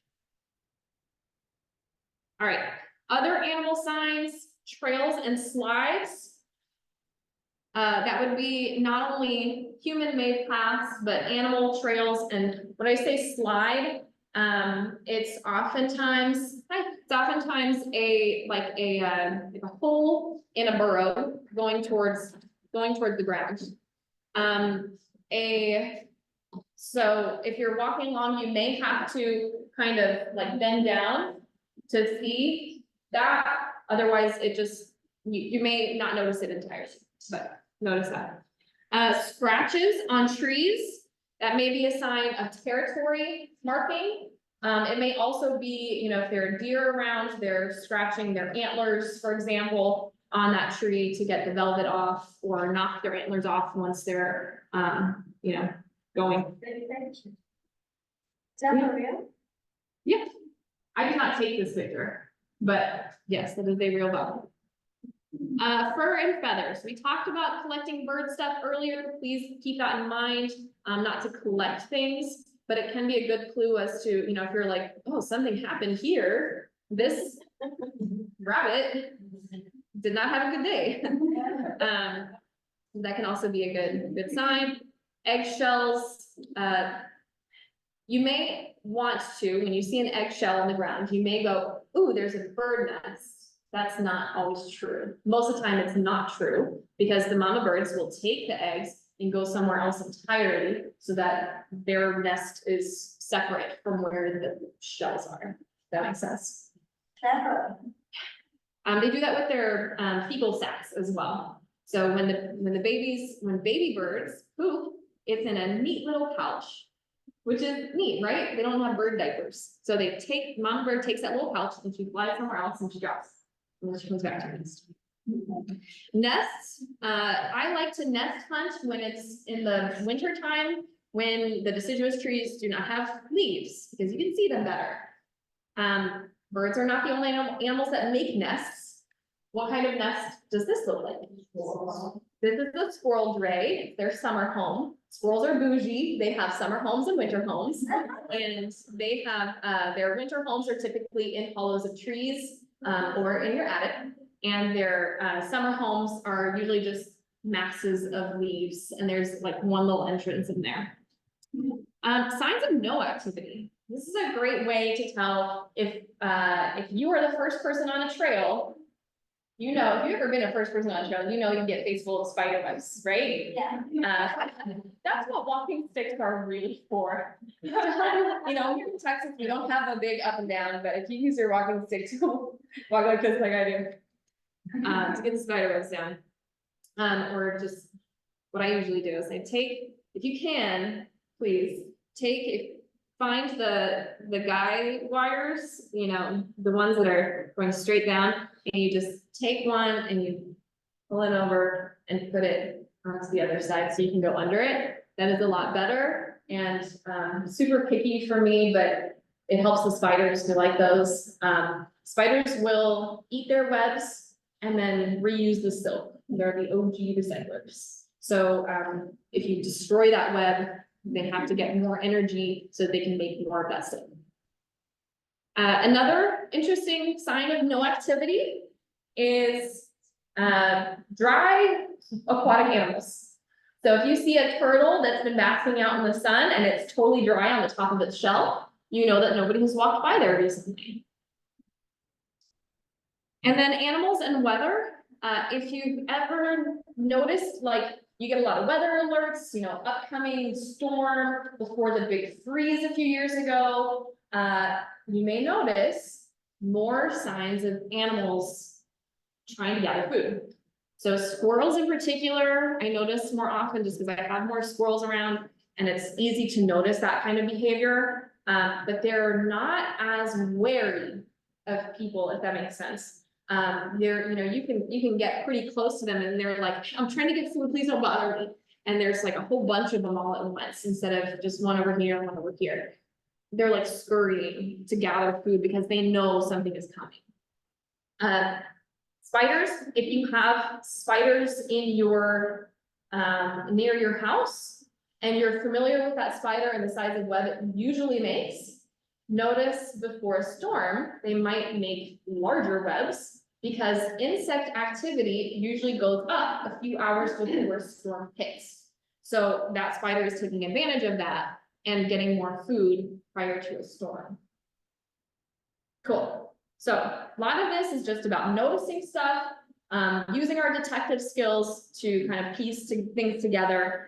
I have one more quiz for you guys. We talked about traps, we talked about skulls, we talked about scat, and one more like quiz that I have is about the scat itself. So I have some good real size examples here of some different scats we have from animals here at Woods. Just for like size reference here, and good examples of what you might find in different scat samples. So thankfully, working here, I have good access to, and I've let these kind of, dry out a little bit so they're easier to handle. You can put them in the freezer if you are wanting to kind of kill bacteria and stuff, prior to handling or sending it off to, if you have the coyote scat project that you're sending that scat off to.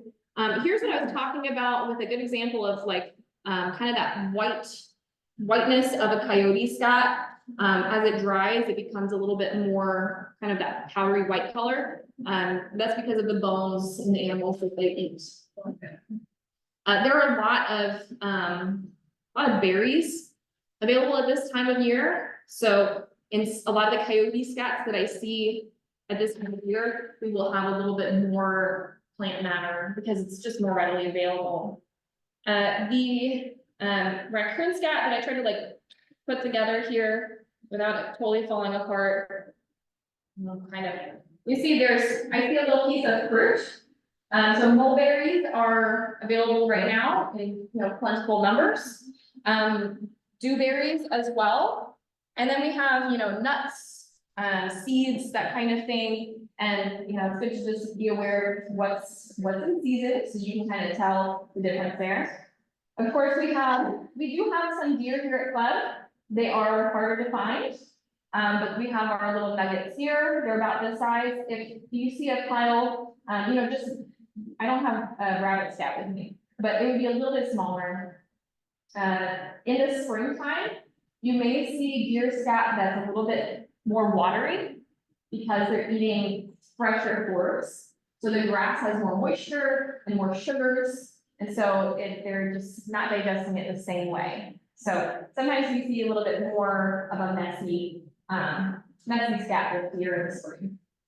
And then a good bobcat scat, we have some segmented parts here. It's all pretty uniform. There may be some bone fragments in here, but overall fairly uniform. When it was fresh and very shiny, versus like coyote scat, it's going to be a little bit more powdery. So in general, what I would suggest is when you approach a scat and you're trying to figure out what it is, before it's frozen and stuff, it may have, especially our omnivorous and carnivorous animals, may have different fungus growing in there, fungi that can be harmful to inhale. Try to avoid putting your face directly over it. But another thing you may notice, if you do, is like smell. They're not going to be super smelly, like, well, I say that opossum scat smells like cat food, gross. But like a coyote scat doesn't smell like dog food. It's very different. It's kind of a musky, earthy smell. Put it in your freezer will smell a little bit musky, but it's not going to smell like dog, which is nice. Yes. had opossums in my garage for a while, and they were great maybe. But I noticed it never did smell it at all. So opossums, I'm sorry, yes, they will not, a lot of animals, unless they have like a burrow underground, some animals do, like armadillos. I've never seen an armadillo scat. If you Google armadillo scat, you will not get any results. Nobody knows what it looks like, because they have like a bathroom in their burrow. But like opossums will typically, because that smell will attract predators, right? So they don't want to have that smell, whereas coyotes, foxes, bobcats, They're on the move. they're on the move, they're marking their territory with their scat as well. Right, it's a little bit different methods of using this. Thank you. Yes. Heartwood is a little over 130 acres altogether. We got a good variety, yes, Is it typical to see competing scat within the predator group? yeah. I've seen plenty of instances of like, oh, here's a fox, oh, here's another fox. Oh, look, there's another fox, very close by. Versus, and coyotes as well. You have one pile here and then one pile here, and this one's fresher. And I don't know if this is the same coyote or another coyote coming by, like, "Oh, this is mine." If we want to talk more about coyotes, ask me after. I think we're going to run out of time before we do, but I would love to talk to you guys about coyotes. They're super cool biology. And I'm going to sum it up by saying this: killing coyotes makes more coyotes. Don't kill coyotes. I'm gonna come back to that. So again, if you are confident, if you're really good at understanding scat, one thing, I wouldn't recommend, a beginner, but, trying this, but, you can get a little bit of like better understanding. I'm just saying, don't do that. These are brownies. And I did this one time with my junior master.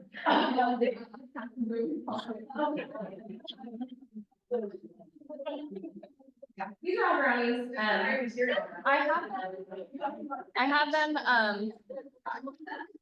I gave them brownies and I had them like make their own little scat brownies. There was one kid who could not get over it. He's like, I can't touch these brownies. And it was like a square, like a brownie square, and he's like, and he turned to his mom and he's like, I don't think this is for me. Like, oh, please come back next time. But I had to go. That's what we're gonna do. I have brownies for you guys, so. If y'all want to make your own, I just got like the HEB ones, they're nice and moist, and I don't have to make them, but you can, freak somebody out and make some of your own. I wouldn't trust anymore.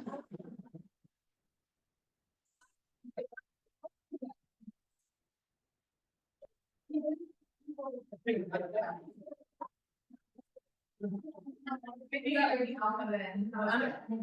gonna put them back here. You don't want to make your own scat brownies. It would be a good way for like my junior master naturalists to like really experience that and shape it for themselves. So anyway. And also, right, the idea that like viewing scat is like a valuable scientific method. Right, yeah. And that's why the Coyote Project is so important.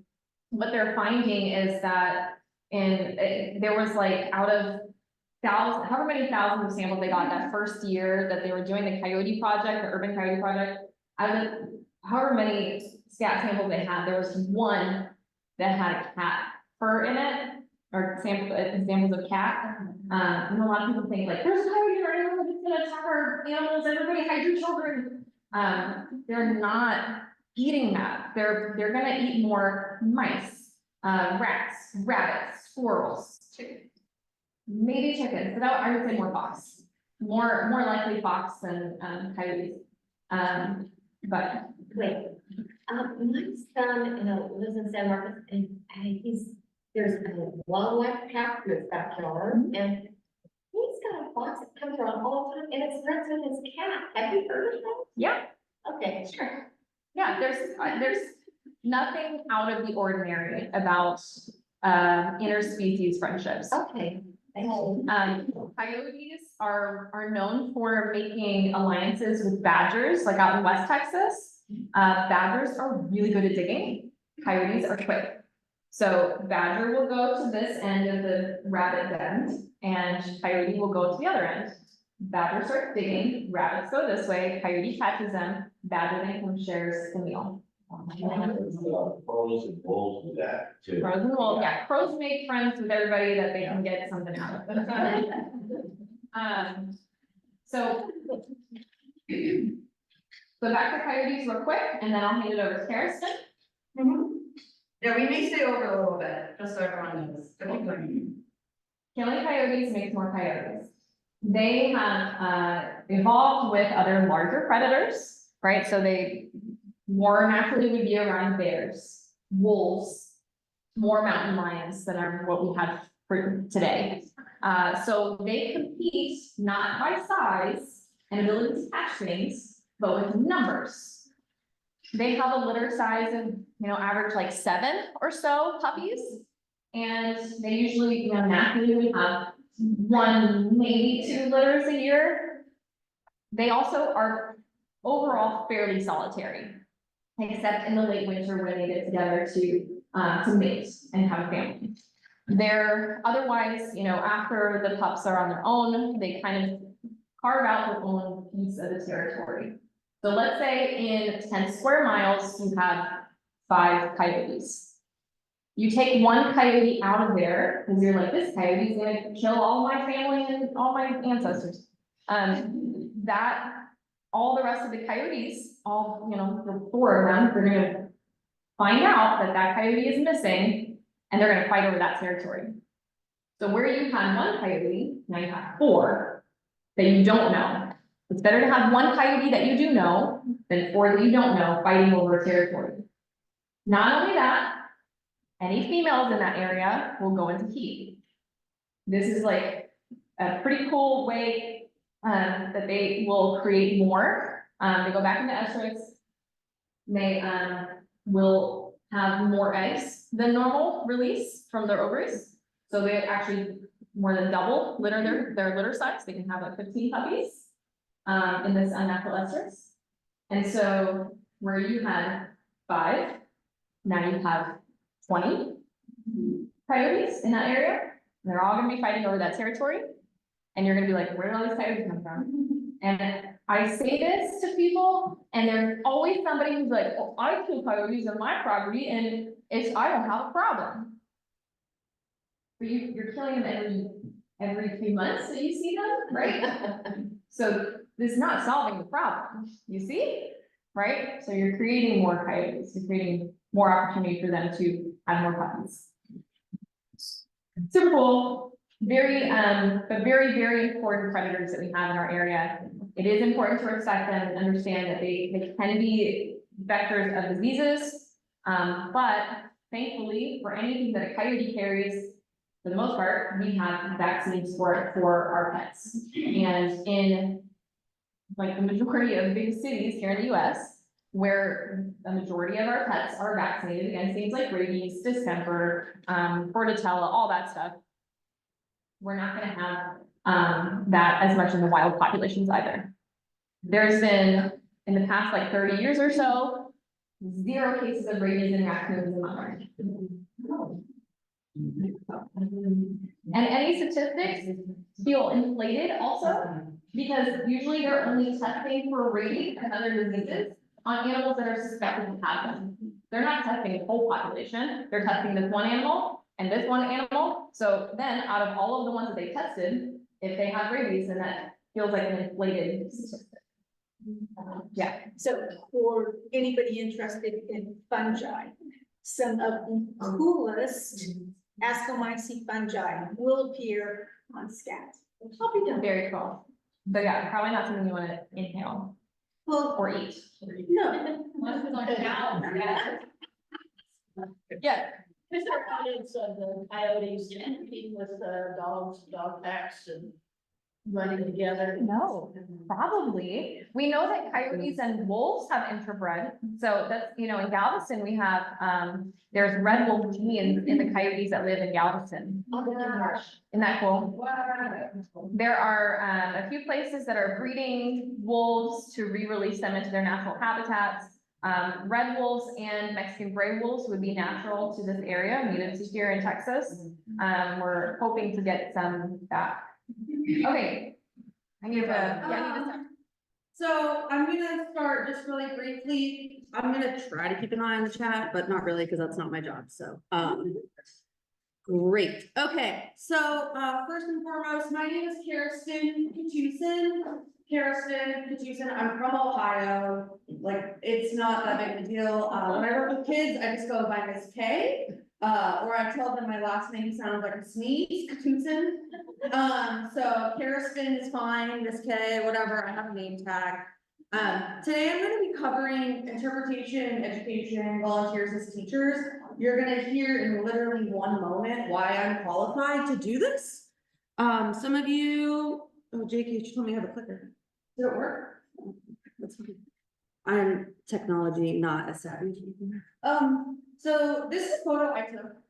I have a new hobby, photography. That's all. I just like this photo. I'm very proud of it. So that's why it's up there. I work, you guys, some of you may have heard of me.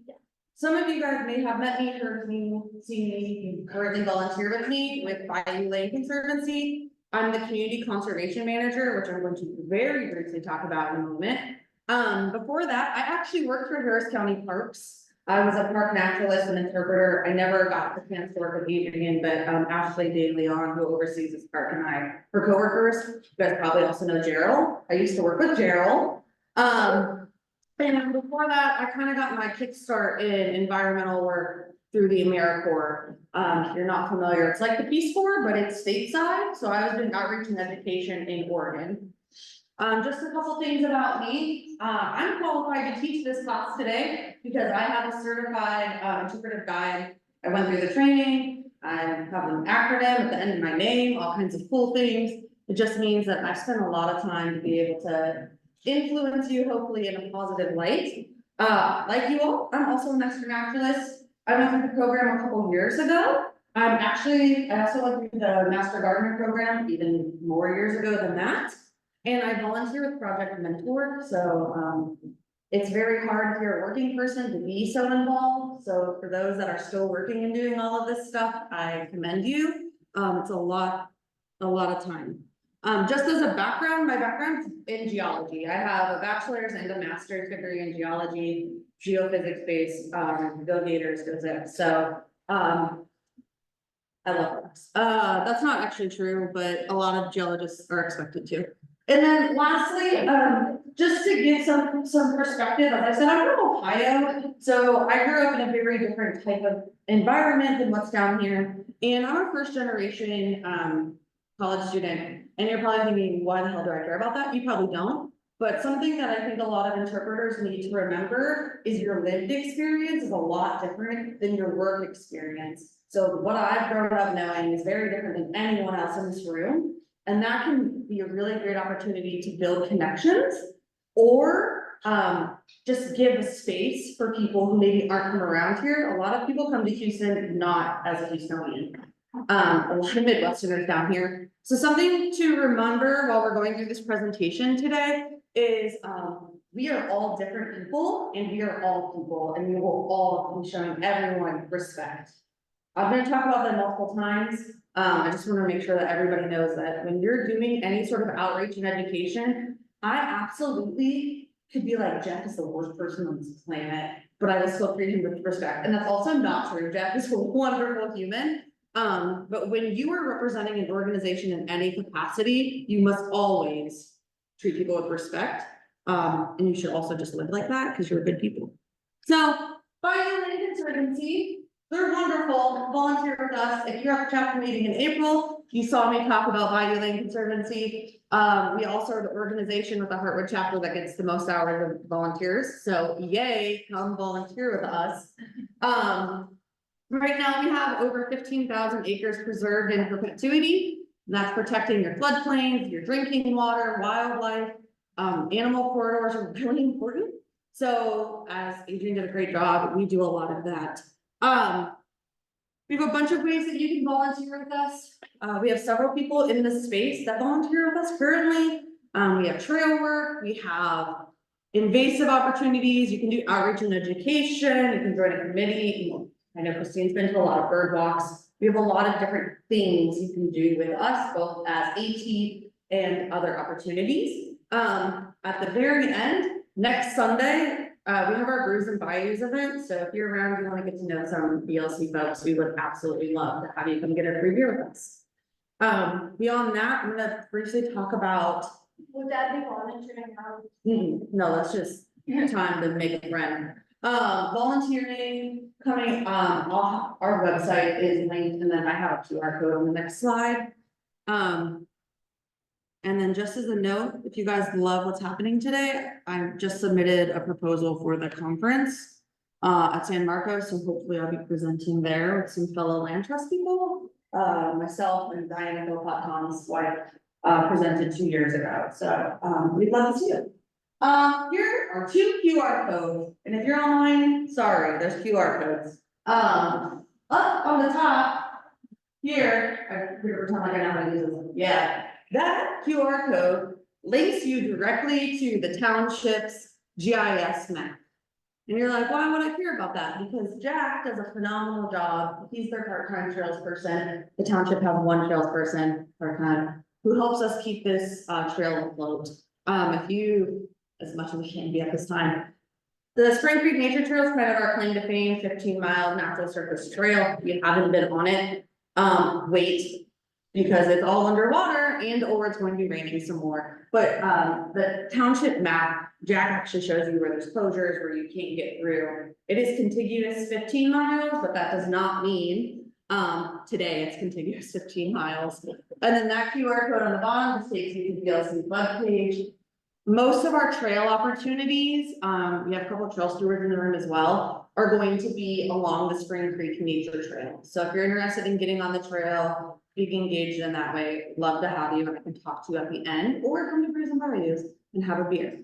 So, somebody needs in, sure, I'll let you in, person. Great, so the next part, how we're gonna move in is I'm gonna ask you guys a question. It's not gonna be what I wanted it to be. Later on, I'm gonna have you use your phones. Unfortunately, because the Wi-Fi here sucks, we didn't get to do that for the next couple of slides. So, and, did we move forward? No, it's just me. Okay, so Slido is one way that I do a lot of interactive things, and it's obviously not working, so that's great. So I'm just gonna poll the room. Just by like a show of hands, who currently participates in some sort of programming where you're like leading a hike, you're on the trail, you're interacting with public people in some capacity, anybody? Jeff, you did, whether you use it or not. Will, you also did because you are on the trail. Okay, great. If you're with BLC, I know what you do. Just by like a thumbs up to thumbs down scale, how do you currently feel about your knowledge of interpretation? Everybody needs to participate, and online, I need you to like type something in. I think that's how I know you're participating. This way. Okay, great. A lot of people have thoughts, so that's wonderful. Whether you're here or you're here, I hope you learned something today. The goal of this program is for you to walk away with one thing, just one. One is great. Oh,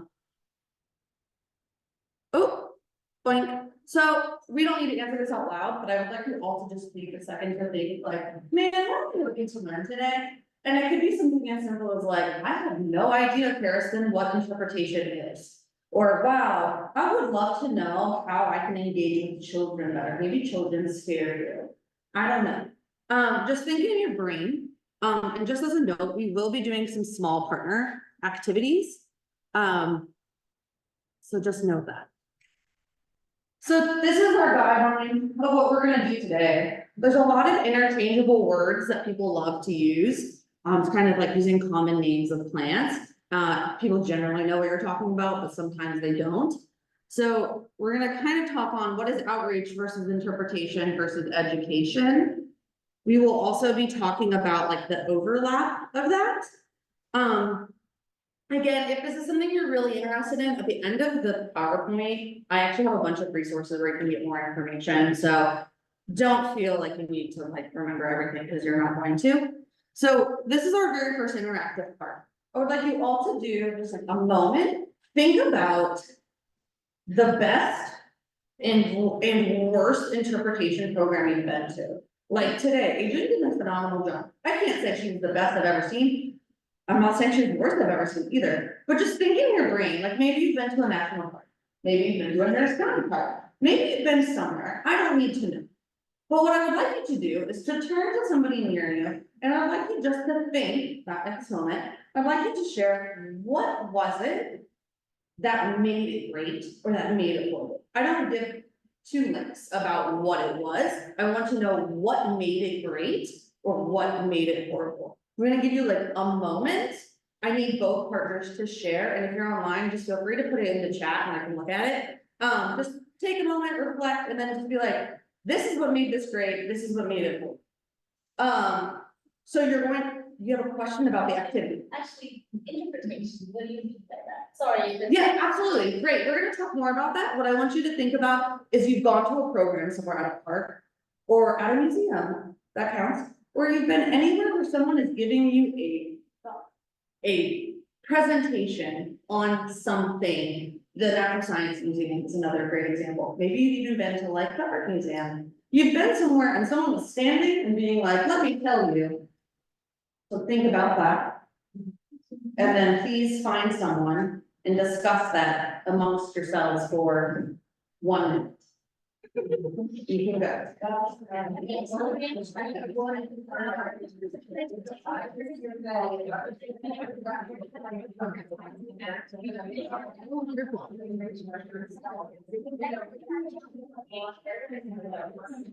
Awesome. You know, I really appreciate everyone's answers. Those were great.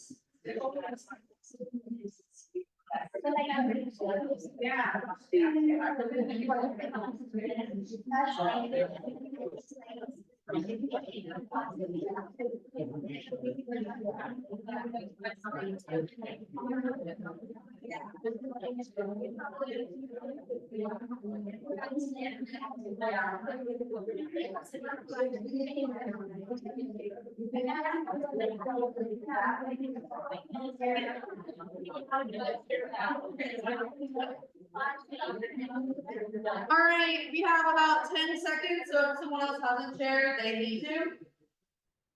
Great, wonderful, wonderful.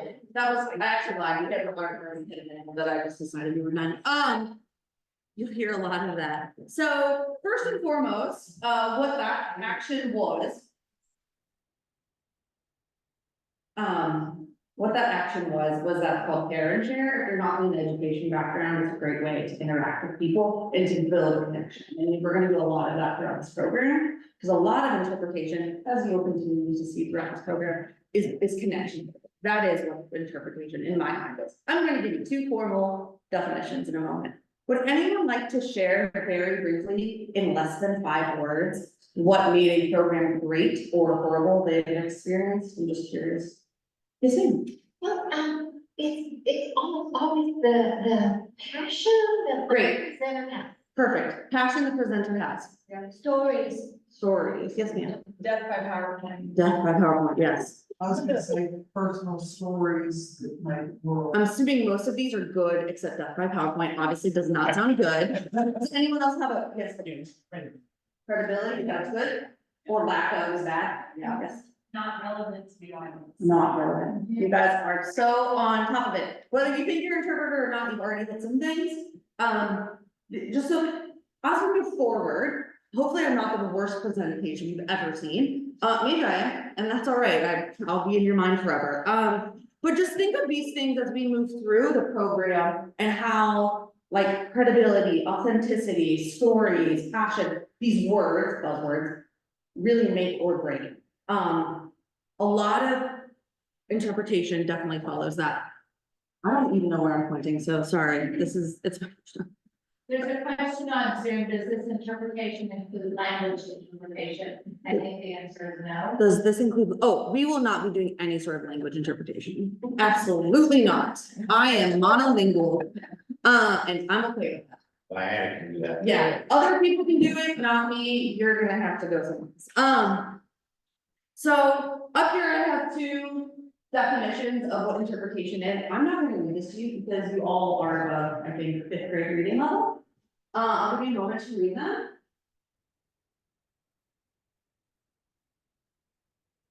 Are you a teacher for China? No, absolutely not. Thank you. No, I do a lot of informal education.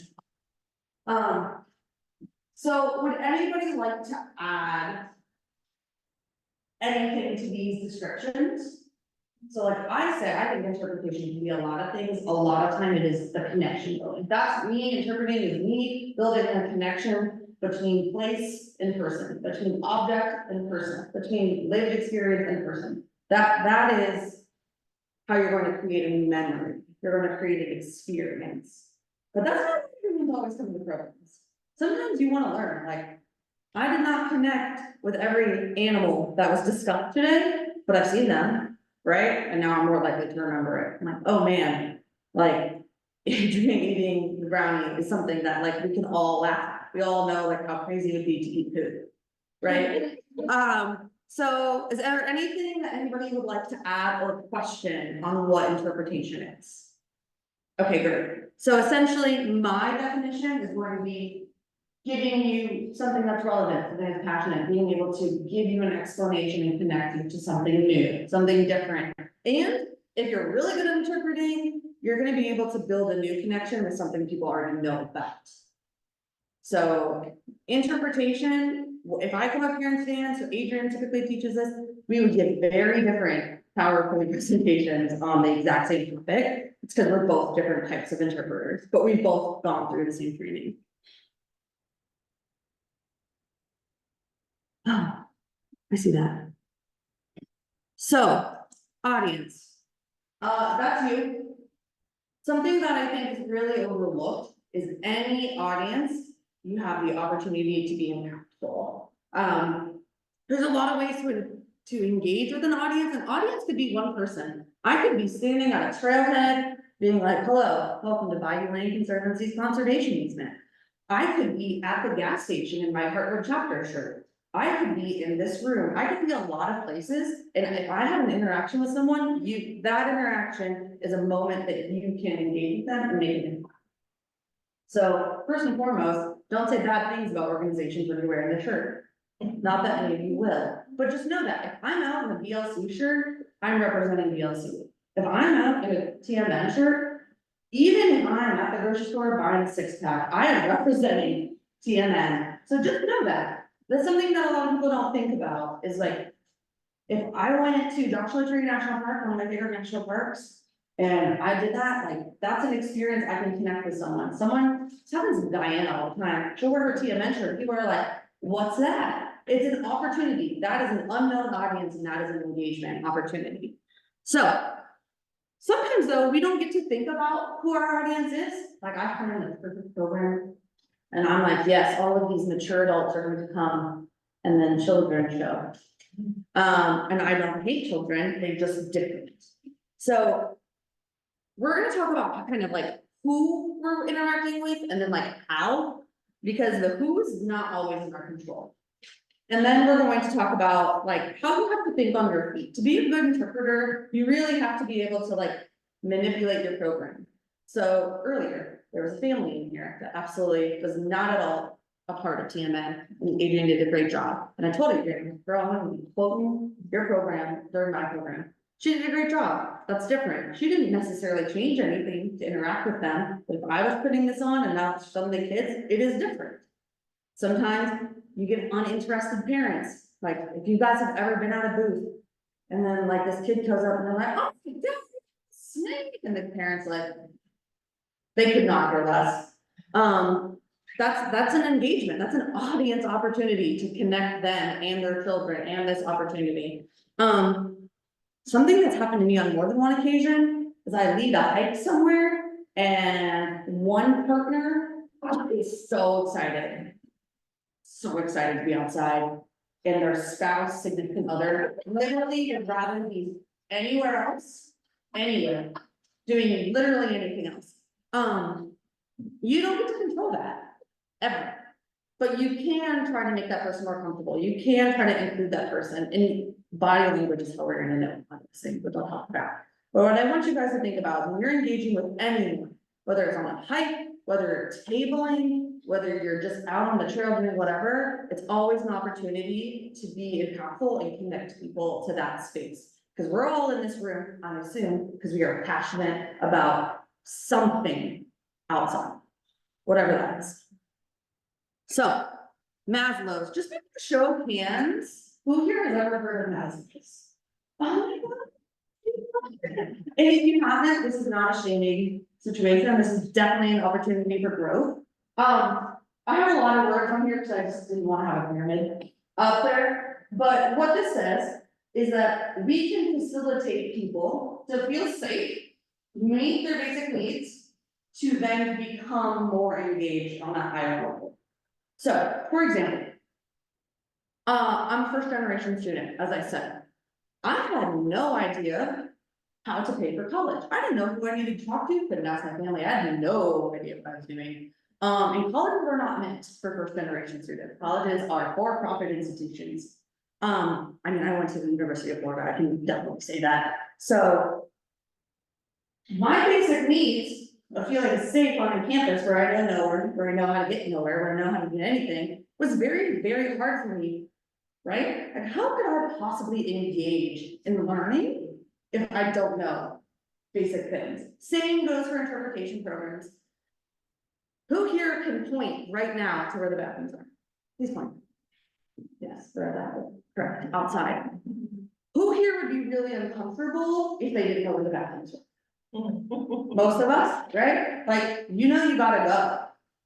So knowing where bathrooms are, knowing when there's water available. If you've ever been to one of my programs, I will tell you 7,000 million times. Hey, there are no bathrooms on site because there are never bathrooms on site. But if people don't know, that's very, very hard for them to be engaged, right? Like, how could I even want to listen to you? Because I have to pee so bad because I drove 47 minutes on 45 with a car on fire to get here. Hopefully nobody actually did that today.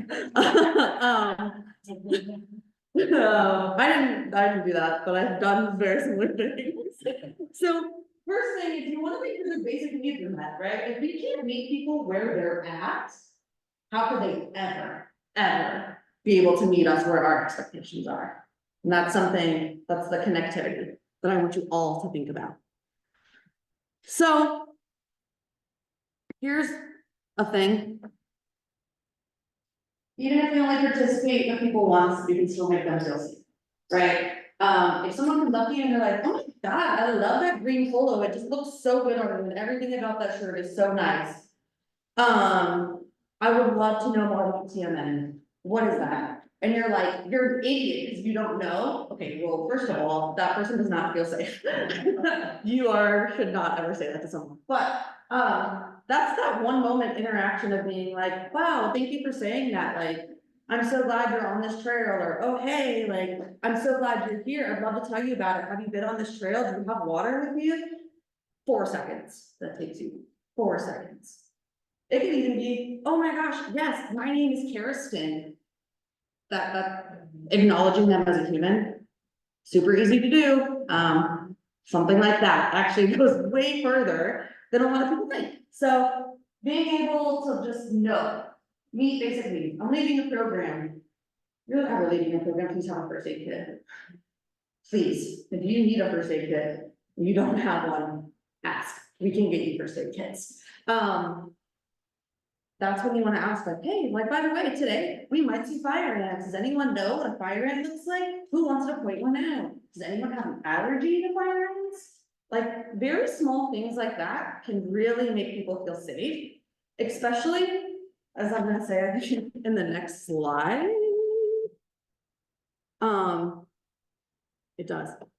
Remember, most folks don't have your experience. Started that off in the beginning and reminding you now. Just because you've been on the Spring Creek Nature Trail 87 times in the last 3 months does not mean this person's ever been there.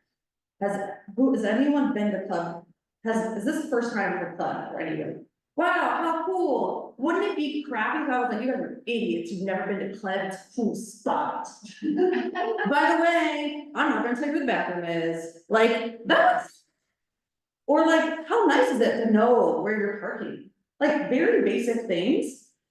Because it'd be totally unrealistic for me to be like, see you at Clem, not even tell you the full name.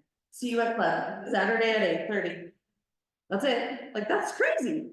So don't expect people to know what you know, and don't expect people to be prepared like you are. So, this is our next small activity. This is not an RAI 10 basics of outdoor hiking. But what I would like you to think about is when you go outside, whatever outside looks like to you. Maybe you're gonna go read a book in the hammock. Maybe you're gonna go on a bike ride. Maybe you're gonna go fish. I don't know what you do. Live your life. I don't really care that much, but I need you to think about that. Think about it and be like, when I go outside to do, what is it that I have with me? What is it that makes me feel safe, that makes me feel ready to be outside, that makes me able to connect with whatever activity I'm doing? So I want you to think about that for a moment. And then I would like you to share, whoever spoke first last time, I would like you to switch so the other person has adequate time to talk. And we're going to briefly talk about what is something that you have, or a couple things that you have that you take. The goal of this activity is, I bet you the person across from you is not gonna have a sense. For example, some of you already in your brain are like, I have to have this. There are a lot of people that are like, nah, I'm good. See you when I see you, you know?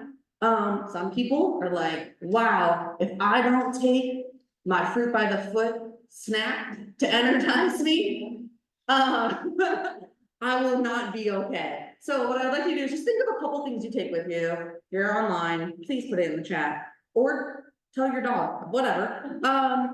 And then just share briefly, and then I'm gonna ask people to share a couple things. So go ahead and do that, and I'll give you like a 10-second warning when we're almost done.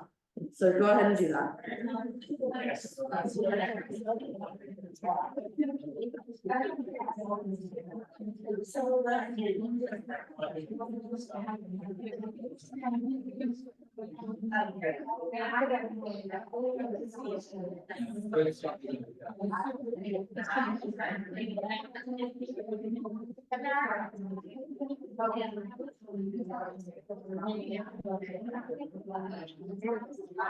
If you haven't swapped, do that.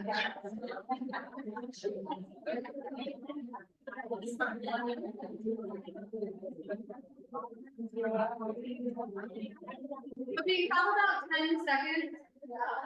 Arbitrary.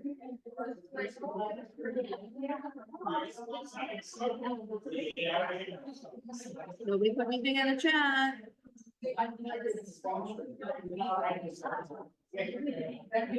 Oh, nice, okay, literally though, bandana. Our attention, we're gonna circle back. Would anybody like to share something that they feel is an essential? Yes. Right footwear. The right footwear. I love that you said the right footwear, because that fits whatever situation, that's perfect. Anyone else wants to share an essential? Okay, I'm looking right at you. Got to have water. Gotta- Water, water, More water than I need. more water, that's literally the truth, yes. A bandana, someone online also said bandana, bug spray, we love. I always take toilet paper with me. Girl, you just don't know what's gonna happen. What? Toilet paper in my car. A map, great, great. Anyone else? Okay. Like, for me, I also said, like, I told you earlier, like, I usually have my camera, I have something to take a picture with. I always have snacks. Some people are like, I'm good, I had 18 kolaches for breakfast, like, I'll see you at 6 PM. I don't know. I couldn't eat 18 kolaches, but I've seen some crazy things. So what's important here though is whenever you're leading an activity, and again, this could be literally sitting at a booth, oh, I'm so excited, I'd love to tell you about CNN. This could be like, you guys are going on a hike, or this could be pulling invasives, I don't know, it could be a lot of things. If you are the person that is in charge and or representing this organization, whatever this organization is, there are things though that you should have. And that is, of course, water. You should have water for you and for whomever else. And especially if you're doing anything with like labor, you should have a lot of water. You should also always have bug spray. Like Fire and Land Conservancy will always provide those things. And you should always have some sort of first aid and or contact information for those working with you. Things happen.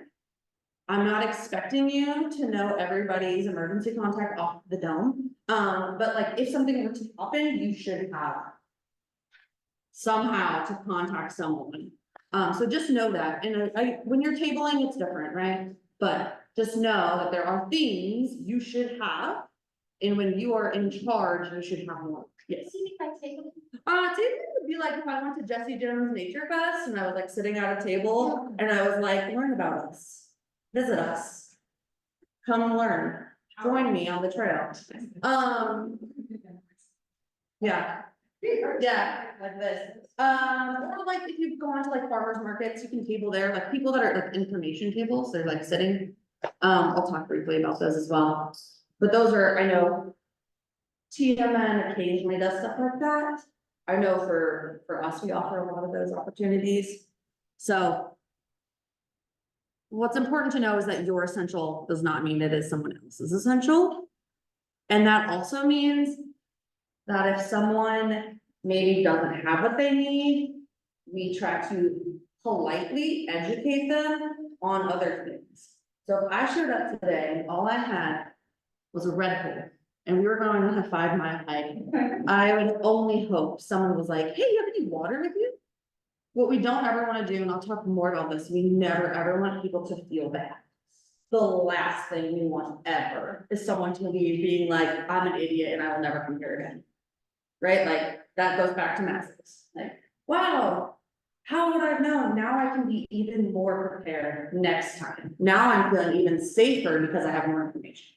So just think about that. Please don't make people feel dumb. Unless it's me. I always feel dumb, so that's fine. So this is just something that I wanted to share. Our names. I think knowing a name is like the best way to possibly connect with someone. I said, and you all laughed in the beginning, should have laughed. Katusin sounds like a sneeze, right? You're like, ha, how funny. Wow, Miss K, all these options of what to call this human standing in front of me that I've never met before. That's lovely. So when people come up to talk to me, names are always great. I usually ask for a spelling. I'm not saying you guys have to do this. These are just the tips and tricks I have learned through my years of doing informal education. But like if John walks up to me, I'll be like, John, awesome, J-O-H-N or just J-O-N? That's how I have to remember it in my brain. You'll figure out what works for you. Or I have a lot of people in my life. I'm like, yeah, Jake from State Farm. He doesn't work at State Farm, but for some reason that just, you know, like you have an association. Or like, yeah, like Gerald from KMP. Like there's just people and things that you can connect. And if you're leading a big thing, like a big hike, great to have a list. Have a list right now. Also, you should know this. Just but have a list. And if you forget and someone's like, hey, blah, blah, blah, blah, blah. I'd be like, oh, I'm so sorry. What's your name again? That builds a connection because knowing someone's name is so much nicer than being like you. There's no one back there. I'm just putting that sign. That also means though that you should be wearing a name tag, right? Because that you're now more approachable. How much more approachable am I with this formal name tag than just not, right? Think about all the times you've gone and looked for some identifying thing when you need help, when you need safety, when you have a question. If I was at club and there was nobody in a blue shirt or a name tag, I'd just be like, I probably would never come back if I had a question and I couldn't find someone. That's me.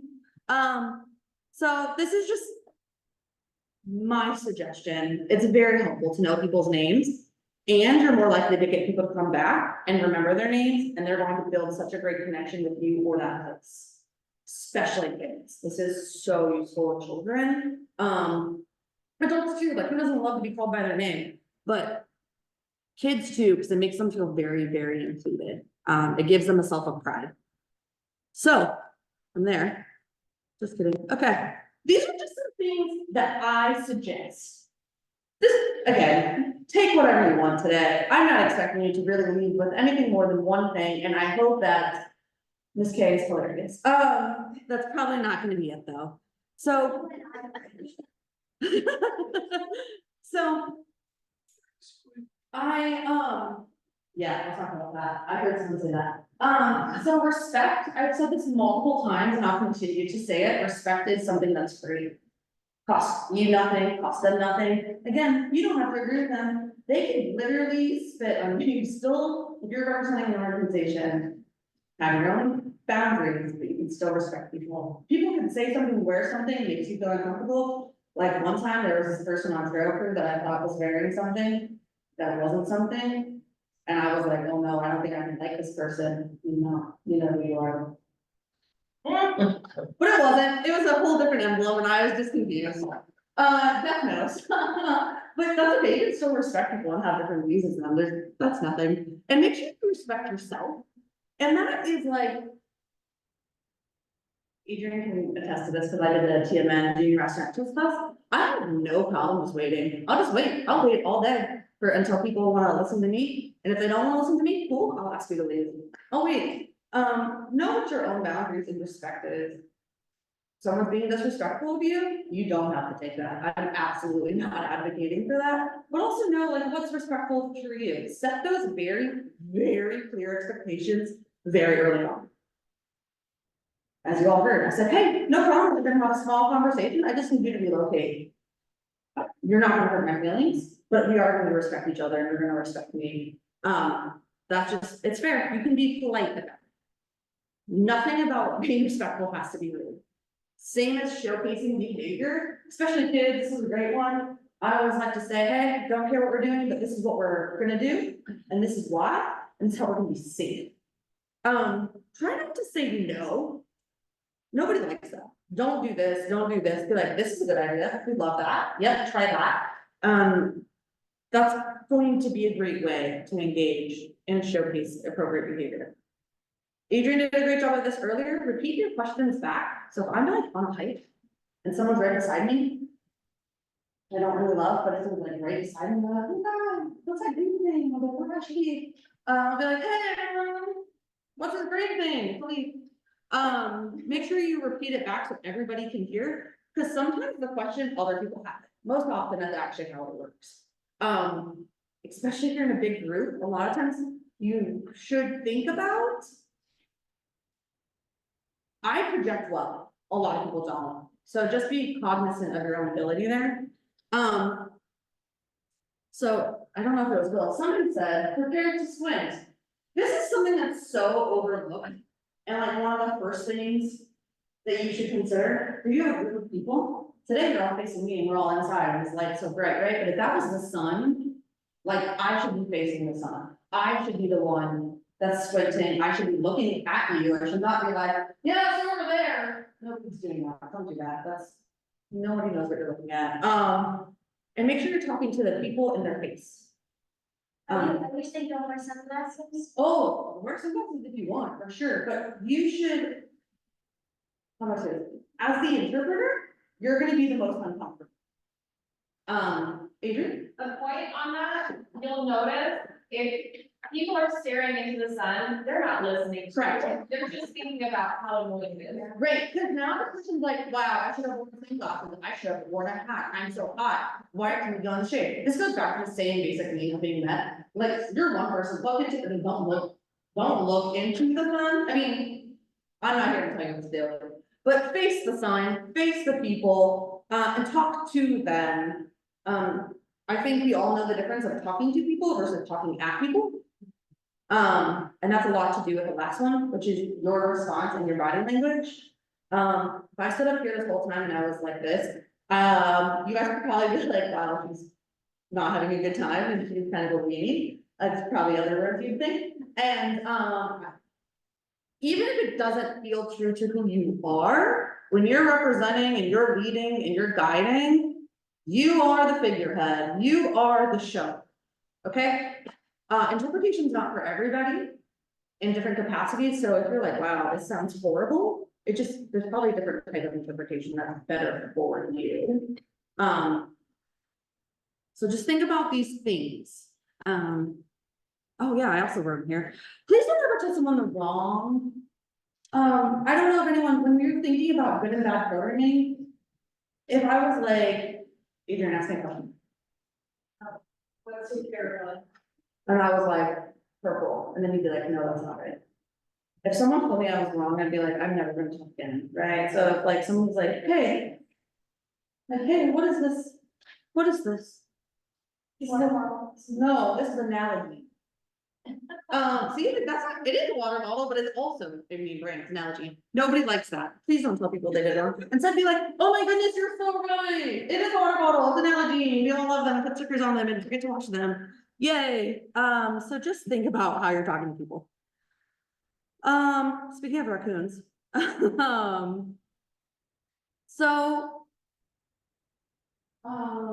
Lisa Houston, you probably all know, president of the chapter, she goes, Kirsten, I love seeing you because you are always so full of energy.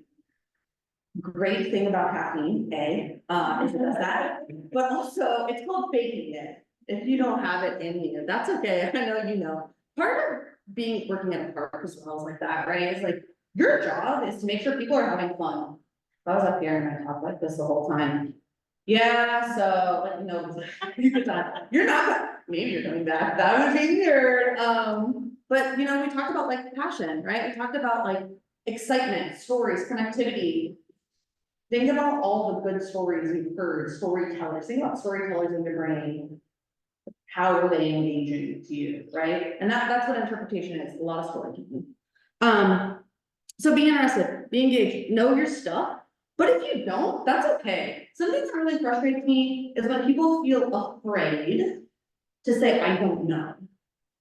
It is absolutely okay. There are so many things. Earlier, I was asked, what antlers are those? I don't know, something cool. That's fine. If you can follow up with people, that's even better. It's okay to not know. Just don't lie. Lying is like the golden no rule. Other important things are going to be to give people credit. When you can, be like, yeah, great job, person, great answer, yes, good acknowledgement, do it, whatever. Again, you're creating a sense of connectivity, and that person's gonna feel, if I feel uplifted, I'm way more likely to participate more and come back. And then, of course, making connections. We love to connect people, we love to connect people to place, we love to connect people to people. Like already, people are talking, right? You may never be like, maybe today you sat by someone you've never sat by before. The next time you're gonna be like, yeah, wasn't that crazy, Kirsten, just so insane? And that could be your own connection. That's great, but you now have that connection. So just try to make connections, try to connect people, especially those that are disinterested, like the spouse of the partner. Maybe they love kayaking, be like, yo, but did you know you can kayak on Spring Creek? Yes, ma'am. I was gonna make a connection, actually, with your degree, you go out. I would love nothing more than to do that, because I don't know how this works still, but it's fine. You're a living. About not knowing, it's a great starting point. Don't ever let not knowing be a dead end. Yeah. If somebody asks a question you don't know, don't just say, I don't know. Oh yeah, please don't. What I like to do is, you know what, I don't know, that's a great question, I have this resource that can help us find out. Yep, and that's. If everybody has financial, that's usually the go-to. Mhm. Let's find out together. Now you have a tool that you can use later to find out things. Yep. You're giving them not just information, but a way to do it later on their own, to connect with the resource. And it's even better too, if you know you're gonna see those people again, be like, hey, because this happens to me, like on leading hikes and like, maybe we see something or whatever. I'd be like, hey, next time I see you, I would love to know what you found out. And that, again, is just that higher level thinking and application, and then it gives them something to do. Like, we all love doing stuff. We're not here, like you guys said, death by PowerPoint. I hope you're not dying, but sorry. Okay. Questions before we move on to the next part, which is the literal program. Anyone? Yes, ma'am. What are some of your techniques when you have someone who is very disruptive, and it could be just somebody who's neurodivergent or We love to do people. Or someone desperate for attention. Are we talking about adults or children? Or either? Yeah, so if it's a child, you should engage them. If someone is, and typically adults are a little trickier in my opinion, but kids, like if there's someone who's just like wanting to go out and talk and do, give them a task. Be like, hey, I would like you, the next time you see poison ivy, can you stop the group and point it out? Suddenly, they are important. They have a task they are doing. That's usually a really good way with kids. But sometimes you just get kids that are just like, I don't have kids, but I've seen kids, and, sometimes we can't do much, so I wanna say there are solutions. A lot of times it's giving them the attention, giving them a task. In most cases, people will do better. Sometimes though, kids are just crazy, and that's why I always have someone with me. And typically, in that case, if it is a kid that's crazy, in my experience, even me as a male, if you have another adult or someone else with you, that person now is just engaging with that or a small group, because again, it really, at least with kids, oftentimes comes back to attention. We don't know why, we're not going to guess, we're not going to assume, we just know a lot of times it comes back to needing attention. Adults, on the other hand, sure, sometimes like that, a lot of times, when I think about disruptive adults, I think about people who just like have something they have to say about every single thing ever, because they're the smartest person and they're way smarter than you, and there's no way you don't know this thing. A lot of times, those people also just need attention. But if it's somebody, if it's a program, I'd be like, hey, you have so many great questions, is it okay if we just hit these to the end, because I'd love to give you the attention and give you the direct responses, but I want to respect everyone's time while we're doing this. And that's how I usually do something like that. Also trying to break up your activities. So like doing some talking, because I'll talk about this in a minute, but like some people are really good visual learners. Some people are really good kinetic learners. So trying to break up things, and you will see very quickly who does better. Yes, ma'am. Have you ever had stage fright? Have I had stage fright? Oh yeah, absolutely. Yeah, you know what solves that? Like 18 cups of coffee. Because then you just have to pee so bad the whole time you can't think about anything else. No, that's not true. You know, it comes on me suddenly, like I'll sign up to lead something or speak or something, and then when I get up there, then all of a sudden, oh, it's on me. Yeah, and you know, and I'll talk about this too. That just goes back to faking it.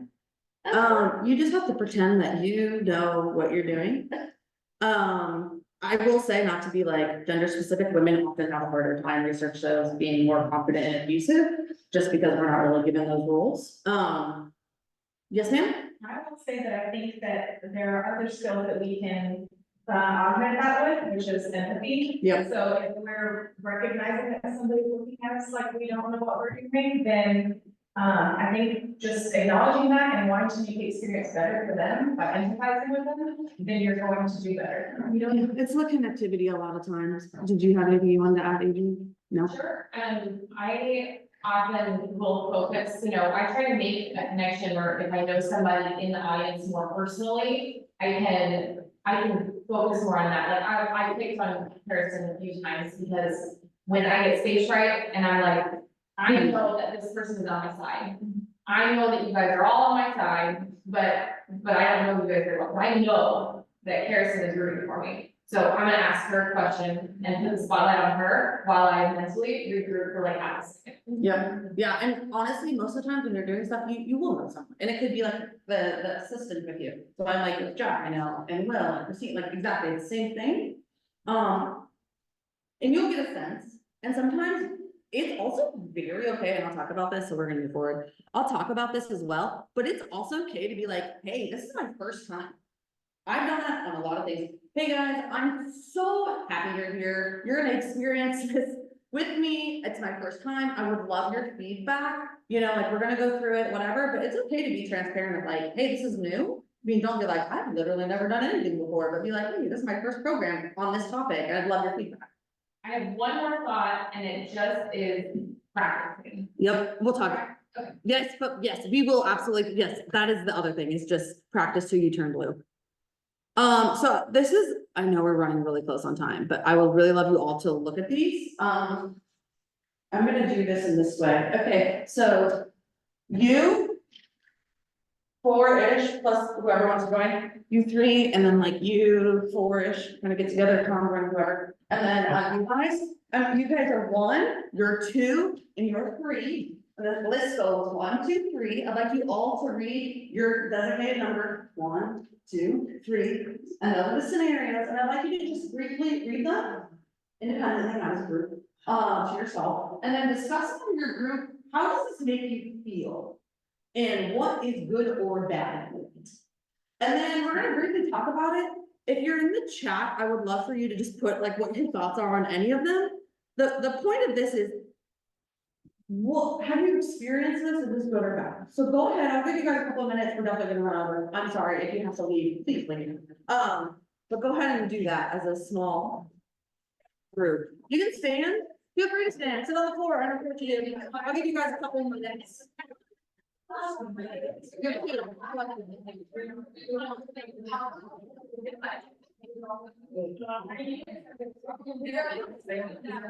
Don't approve committee.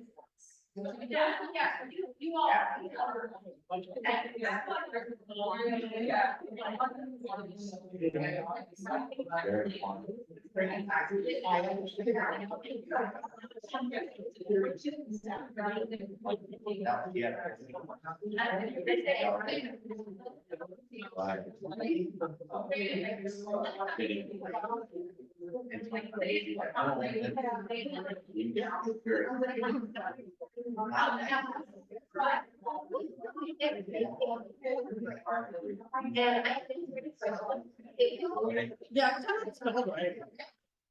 Yeah, right. I can't know.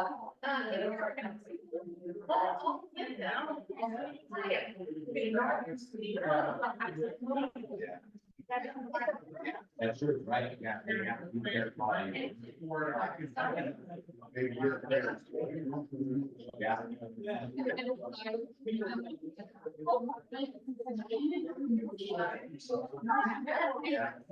I'm sorry? Yeah. I believe that. Yes, I believe. That's what the nature center. I'm not gonna say cool. You guys are all two if you wanna join, but you don't have to, but you guys collectively are two. Okay.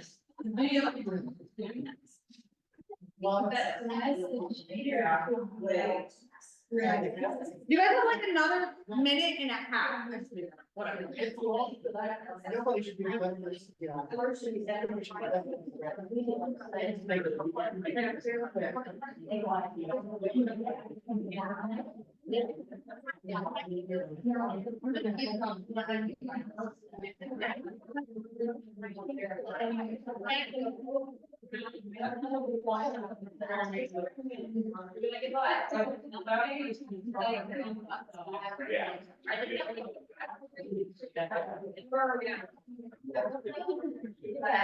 If not, then. Yeah, exactly.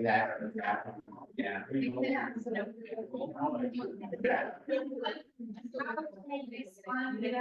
All right, we need like 10 more seconds, and we're gonna wrap this up again.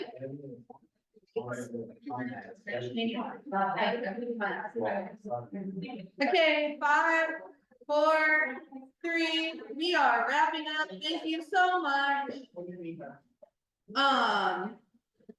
Great. So first and foremost, thank you. It's always great to thank people when they do stuff, so thank you. Trust me, thank you go a long way, and thank you for going into a group with maybe people you haven't really discussed things with before. So these are 3 things I just made up. And so the first one, I'm gonna read them aloud, and then I'm gonna ask group 1, somebody, I don't care who, give me like your thought. So, wow, look here, folks, this is my favorite plant. If you don't know this plant, you don't get out much in the spring. This plant is a great host for this plant, this insect name I can't say. So, Britannicus, Arabulus villainae. First of all, does anyone know what species that is? No. It's the Gulf fritillary. The Gulf fritillary. I also did not know that. I had to Google. Yes, the butter. Okay, what did you guys think of the scenario one? Oh, I think we basically honed in on the sentence, if you don't know this plant, you don't get out much in late spring. Yeah. It's accusatory. Yeah, And it didn't then, make me feel good. yes. Right, yeah, don't tell people what they do and don't do. Did you have some, did I just imagine? Okay, yeah, so there's a couple things just briefly. We love the call to attention. So first it's like, whoa, look at this plant. Also, I know Adrian is an actor, the way you present your tone is also a very big thing. So, wow, look at this. I was so excited. This is my favorite plant. And I didn't say it. So that's the next thing to notice is I don't tell you what this plant is, but I tell you it's a host for something that you don't know. So I'm trying to get your attention to something I'm not telling you really anything about. And then I'm telling you that you don't go outside much. So this is not amazing interpretation. There are good things and there are less good things. These are just examples. That's all. I just want you to think like, not amazing. I'm sure I've done things like this. We all will do things like this. But just note, like, if you call attention to something, please speak in layman terms. What is this thing? Why do we care? Cool, the host plant for what? Okay. Yes, Will. You wanna lay it out? Oh, yeah, sure. So, no, I was just saying this presents a good opportunity to be educational and say, hey, this is my favorite plant. Does anyone know what this plant is? If you don't, let's use the iNaturalist app together. And so you give them the tool to learn about plants and better identify plants as well. Right. Collectively as a group. Wonderful, wonderful, yes, great way to turn it around, okay. Number two, I need to put my glasses back on them. I have never understood why people are so afraid of snakes, just don't touch them. They are so important to our ecosystem, we must respect them. So group two, there were two of you, funny, would either of you like to say how this made you feel and or any other comment briefly? I said that, I think you could also say, well, personally, I'm afraid of spiders, bring something up, that, you know, and you know, empathize with them in some ways. Right. Yeah, I'm telling you. Yeah, I'm being kind of blaming here, right? Like, wow, I can't believe, you know, like, we're full disclosure, anyone that knows me knows I'm terrified of snakes. So I would be like, I am so afraid of snakes and I would never touch something that I don't know what it is. But we can safely respect this animal. And then I'd say they're so important to our ecosystem. True sentence. But then I'm telling you how you must behave. You can have a healthy respect for things and be afraid. Which is what I would say, be like, you know, snakes are actually so cool, then say why. Like, wow, I'm saying this is important. Not gonna tell you why, but just trust me. Take this pill, it's fine. Look at the snake, it's fine. So I think there's good and bad. It's okay. I think Jeff, you're totally on fire. Yeah, I don't know why people are afraid of snakes. My sentence would be, wow, a snake, how cool, what an awesome observation. Does anyone know what a snake is? Let's not touch it. We don't like to touch wild animals, generally speaking. It's just safer for everybody, right? And then it'd be like, does anyone know why snakes are important? That's how I would change it. Does anyone in this group thought they wanted to add on group two, part two? No, you're all good? Cool. Cool. Did you want to add anything, Adrian? Okay. I like to validate people's fears. It is a totally natural to be afraid of snakes. So many people are. But it is important for us to respect them and not harm them. And then ask this question. Right. What do they do? Oh, yeah. Yes, ma'am. I was to add, like, we must respect them, or we respect them, let's just give them their space. Yeah, and to me, like space is respect, right? Like, hey, we can look at them, be so interested here. Yes. When I've been in gardening talks, one of the things that I've done is explain to people why they want to have those snakes in their yard. You know, you want to save some money? Those little brown snakes eat termites. Right. Oh, they do so let's- much. Let's please, you know, if you want to not have snakes other than the ones that you want in your yard, you know, put this stuff around the outside. Yeah. Don't put it up next to your house. I've done that when I worked at a, home store with customers and with past students. But it is really important not just to say, hey, they're important to our, ecosystem. No, how are they important to Right. you? The why is a big thing missing here. And then the last one is, okay, so this will be done. All right, let's go off and take a quick water break and I can answer any questions if you guys have them. If there's not any questions, we can all just listen quietly to engage our youth, right? To the Northern Perula, I just heard it all minute. This is super phenomenal hearing, a rare treat as it's a migratory bird. It's actually cool. So what comments do we have on this one? Not even. I just want to comment one. So I think we talked about how this is good, and it could be not so good depending on the tone of the person saying that. I thought it was great because of how Gretchen read it, and then it even kind of gave us a feel like, so we said like, but if there are no questions, we don't give people time to answer questions, then it could just sound too good. Right. So all those little things is what we talked about. Yes, and I'd say the 3 is probably the best one. I'm biased though, because I heard them. But yeah, so it's always great. So first of all, please remember the hydrate. Like, I hope you all have done that today. I know there's no more anything, it's a lot of it, right? That's not hydration. Always hear that loud people ask questions if they have them.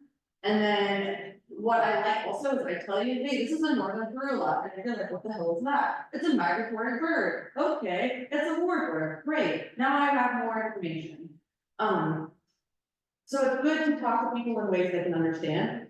No, not you. And there are people that like insects. Knew what that was, including myself. So just trying to think about that. Okay. We're gonna zoom now because that's ironic because we're on Zoom. Okay, so foundation, program foundation, I have slides on each of these little bullets, so. There are main things you should, in my opinion, consider. This is an amalgamation between like CSU training, personal training, things like that. Please always have a purpose.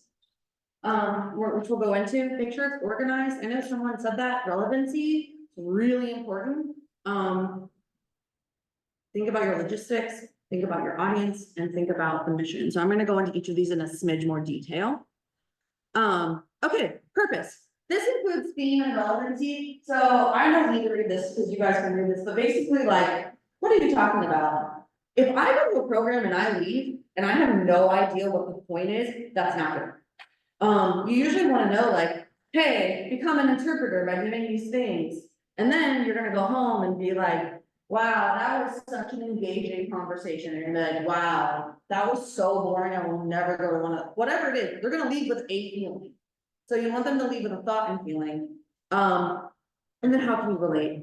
And then, like you just said, like, why should you care? Because right now, some of you are already thinking, probably when you sat down today, you're like, I do not care about outreach. I am not a person who likes to talk to people. And that's great. I love that for you. But in this case that you are in a scenario where you're now representing something you did not intend to do, you at least have more knowledge. So this is the big like, whoa. Why? Right? If you're not excited about it, the people in the audience also will not be. So please pretend. Enjoyable. So earlier I asked you guys at the beginning of the class, I was like, hey, you know what really good or really bad event somewhere. And a lot of that is how the person presented, and also how you're feeling, right? Think about your own person. We do not have 100% good days. Man, I wish I even had 70% good days. So any amount of good days, you don't always have a good day. So how can you engage people and how can they relate to you and how can they connect to you? If I speak in high level, if I taught a geology class and I literally only spoke in high level geology terms, you guys would have a horrible time. And you'd be like, I don't know what she's saying to me. So try to speak with minimal jargon. I'm an extremely informal presenter, as you probably noticed. And it's okay to go off script. So like earlier, like practice, do lots of practicing, practice. And that's on one of the last slides. but it's okay to go off script. If I'm like out, this happens, I think Jeff, you were maybe on that hike with the Lone Star kids, and there were mushrooms. Okay, there's a hike, and there's these kids who did not care to be out there. And that was fine, small group, but I was like, all right. Suddenly I noticed all the mushrooms, and I was pointing at mushrooms like mushroom, and you can touch any mushroom, you're fine, just don't. And suddenly, they did not care, and they suddenly went to like the hunt of a mushroom. I don't care that all they got out of it is they saw 6 types of mushrooms, cool. Great, you're now having so much more fun than you were 5 minutes ago. It is okay to change your program or the scope if there's something that's going to be more engaging, or if you see something really cool. Like mushrooms, which I know nothing about, but I was like, hey, this one's red. What do you think it is? If you don't know, it's always great to ask them, what do you think? And then suddenly they're like, and you're like, cool, and you're like secretly Googling, that's fine. That is fine. I have a lot of information on this one, but I'm just gonna kind of summarize here. When you have a program, if you're gonna lead a hike, there's a lot of things to know. Logistically speaking, please know what your cancellation plan is. That is something people often forget. Okay, if there's a thunderstorm, what are you doing? How are you letting people know this is not on? If there's lightning on site, what are you doing? What if shows up with a stroller? Or they're in a wheelchair, or they have audiovisual impairments. This is where logistics is where a lot of like ADA, DEI, all the acronyms start coming into play. Of like, how can we make this a very inclusive and accepted space? Like today, we have a really nice wide middle. So someone with a wheelchair could sit there, but a wheelchair could not get through in between those. Right? And if I was in the middle and there's an emergency and I had to pee, it becomes a situation. You need to like, I know you're not gonna do well on these things, but just know. People show up with strollers and then they're like, wow, we have to go over 4 boardwalks with steps. How are we gonna do that? That's why it's really great to know where you're going in advance. So please make sure you've practiced your program, you've been on site, you know what to expect. Because if you show up somewhere and you've never been there before, that is when everything's gonna happen to you. Everything. Doesn't it help a lot to be able to communicate in advance? Oh, yeah, if you can. Information is better. Yeah, for sure. Instead of looking for a hot. Yeah, especially like, you know, I always try to tell people how to be prepared too. Like, closed-toed shoes, non-negotiable, wear pants, bring water, hey, natural surface trail. You know, whatever. It's okay to give more information. I will tell you though, most people aren't gonna read it. But it's okay to give it. Like I just did the ambassador program and I gave clear things of what to expect and what to bring. It's 4 lines. They didn't read it. It's fine. I'm not mad. Mission and brand, very briefly, just remember who you're representing and what that means. How does that make them feel? If someone's coming to a BLC program, whether I'm leading it, or Tom's leading it, or Steve, or Jeff, or Diane, or Jill, or anybody, I want them all to lead with the same feeling. Right? Like, I want you to feel a way. That does not mean that you need to wear green, different shades of green, and look like a park ranger and do these things. And I want you to leave feeling something, empowered, respect, etc. So just know that who you're representing is important.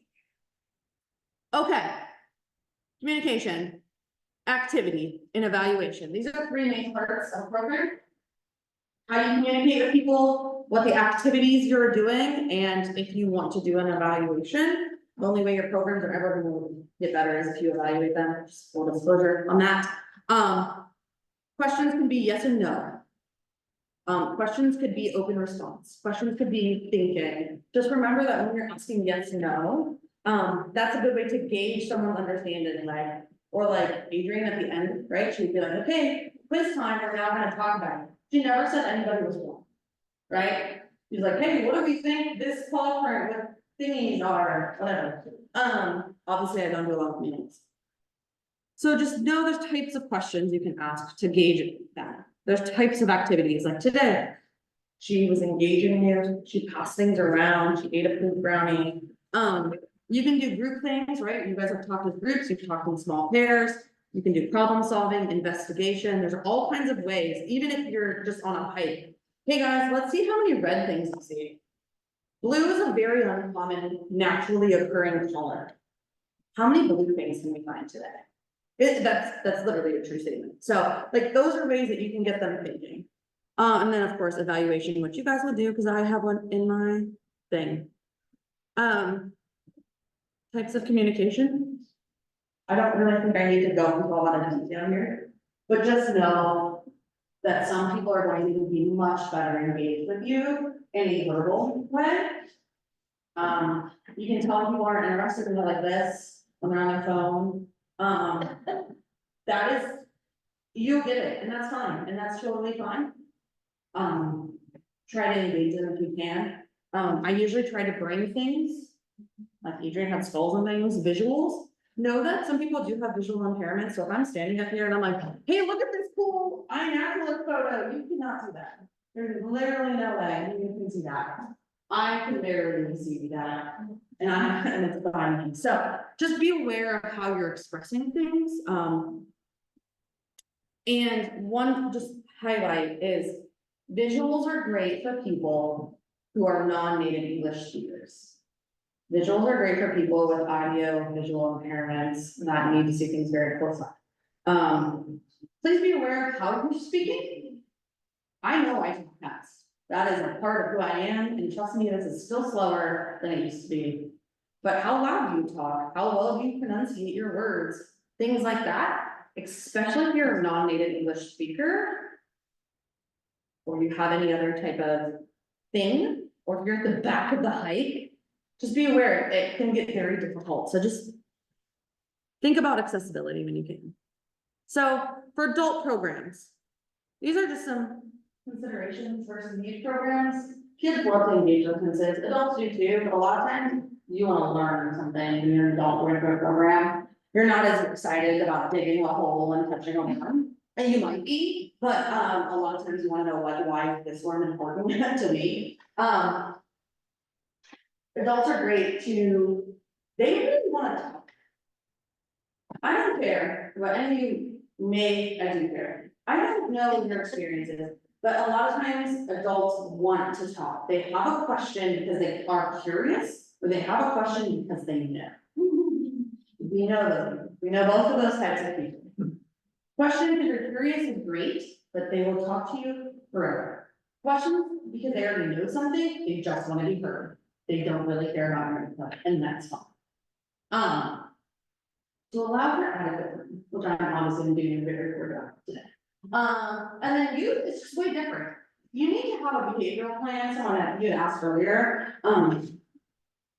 Kids are crazy, they want to be engaged, just do that. And I will tell you firsthand, when I'm with kids and I know I'm doing a youth hike, I'm like, okay, this is what we're going to do. These are the sentences we're using.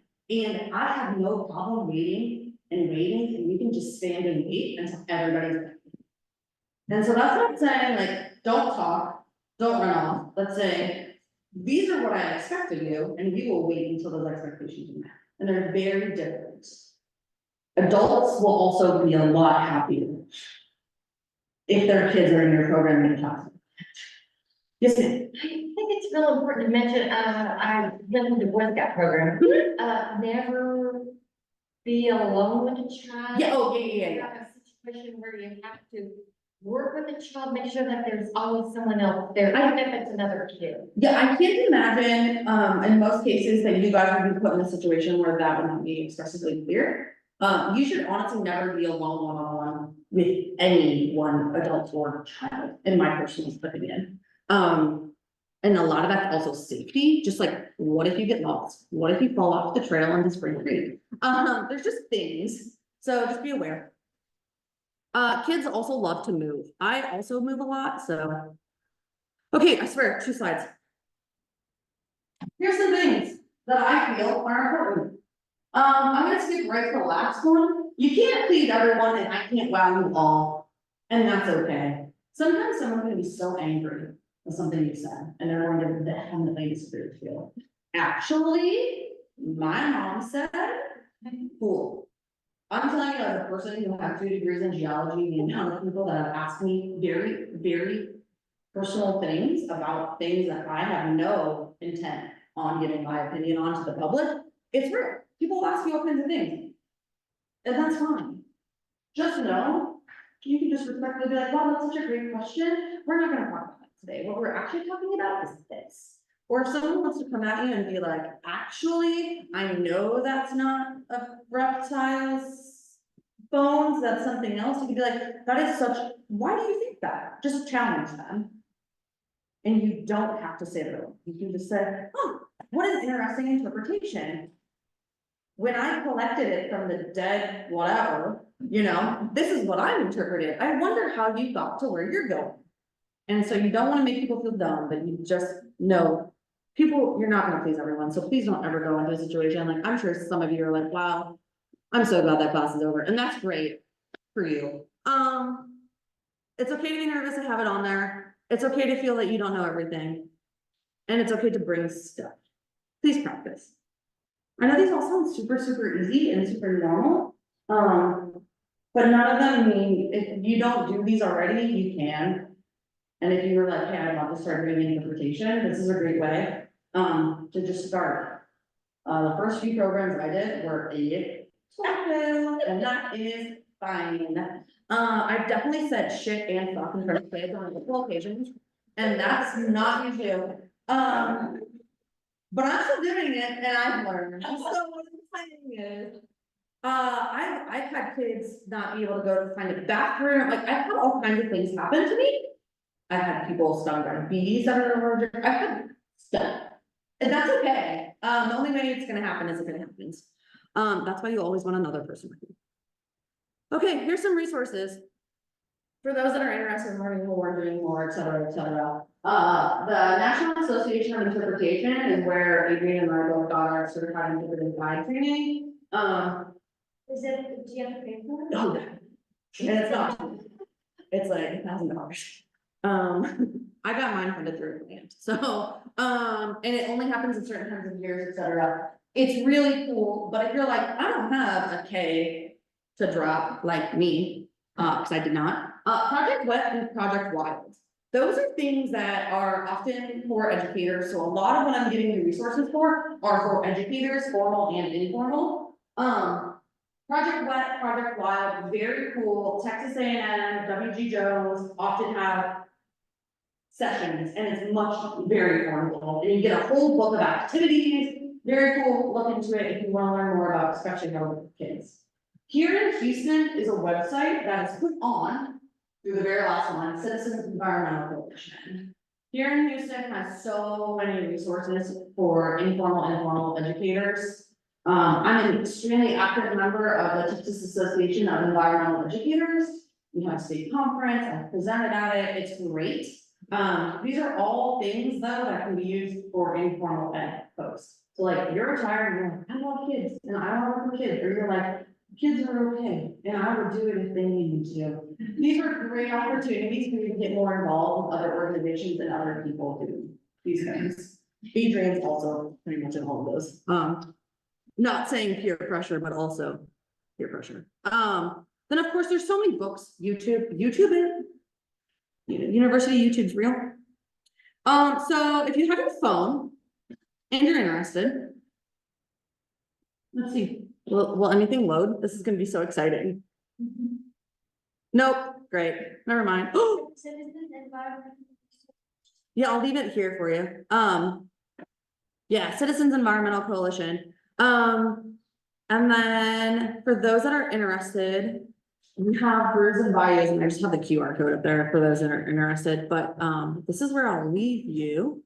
If you don't have any questions, I'm happy to answer them. I'm sorry I flew to the end and I still have 20 minutes over, but Adrian on the one. So it's fine. So if you guys have any questions, I'll be here. This is, join us for a free beer at Birds and Bayous.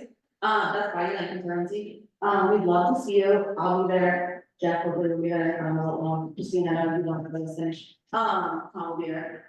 Not so I call people out, but we'd love to have you. If you have any questions about interpretation, that's my email.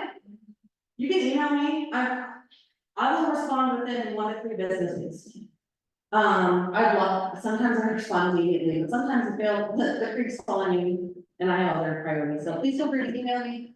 Or I'll be here for a little while, so thank you so much, I hope you all get engaged somehow, and it's okay to mess up, so thank you. Okay, yes, you're so welcome.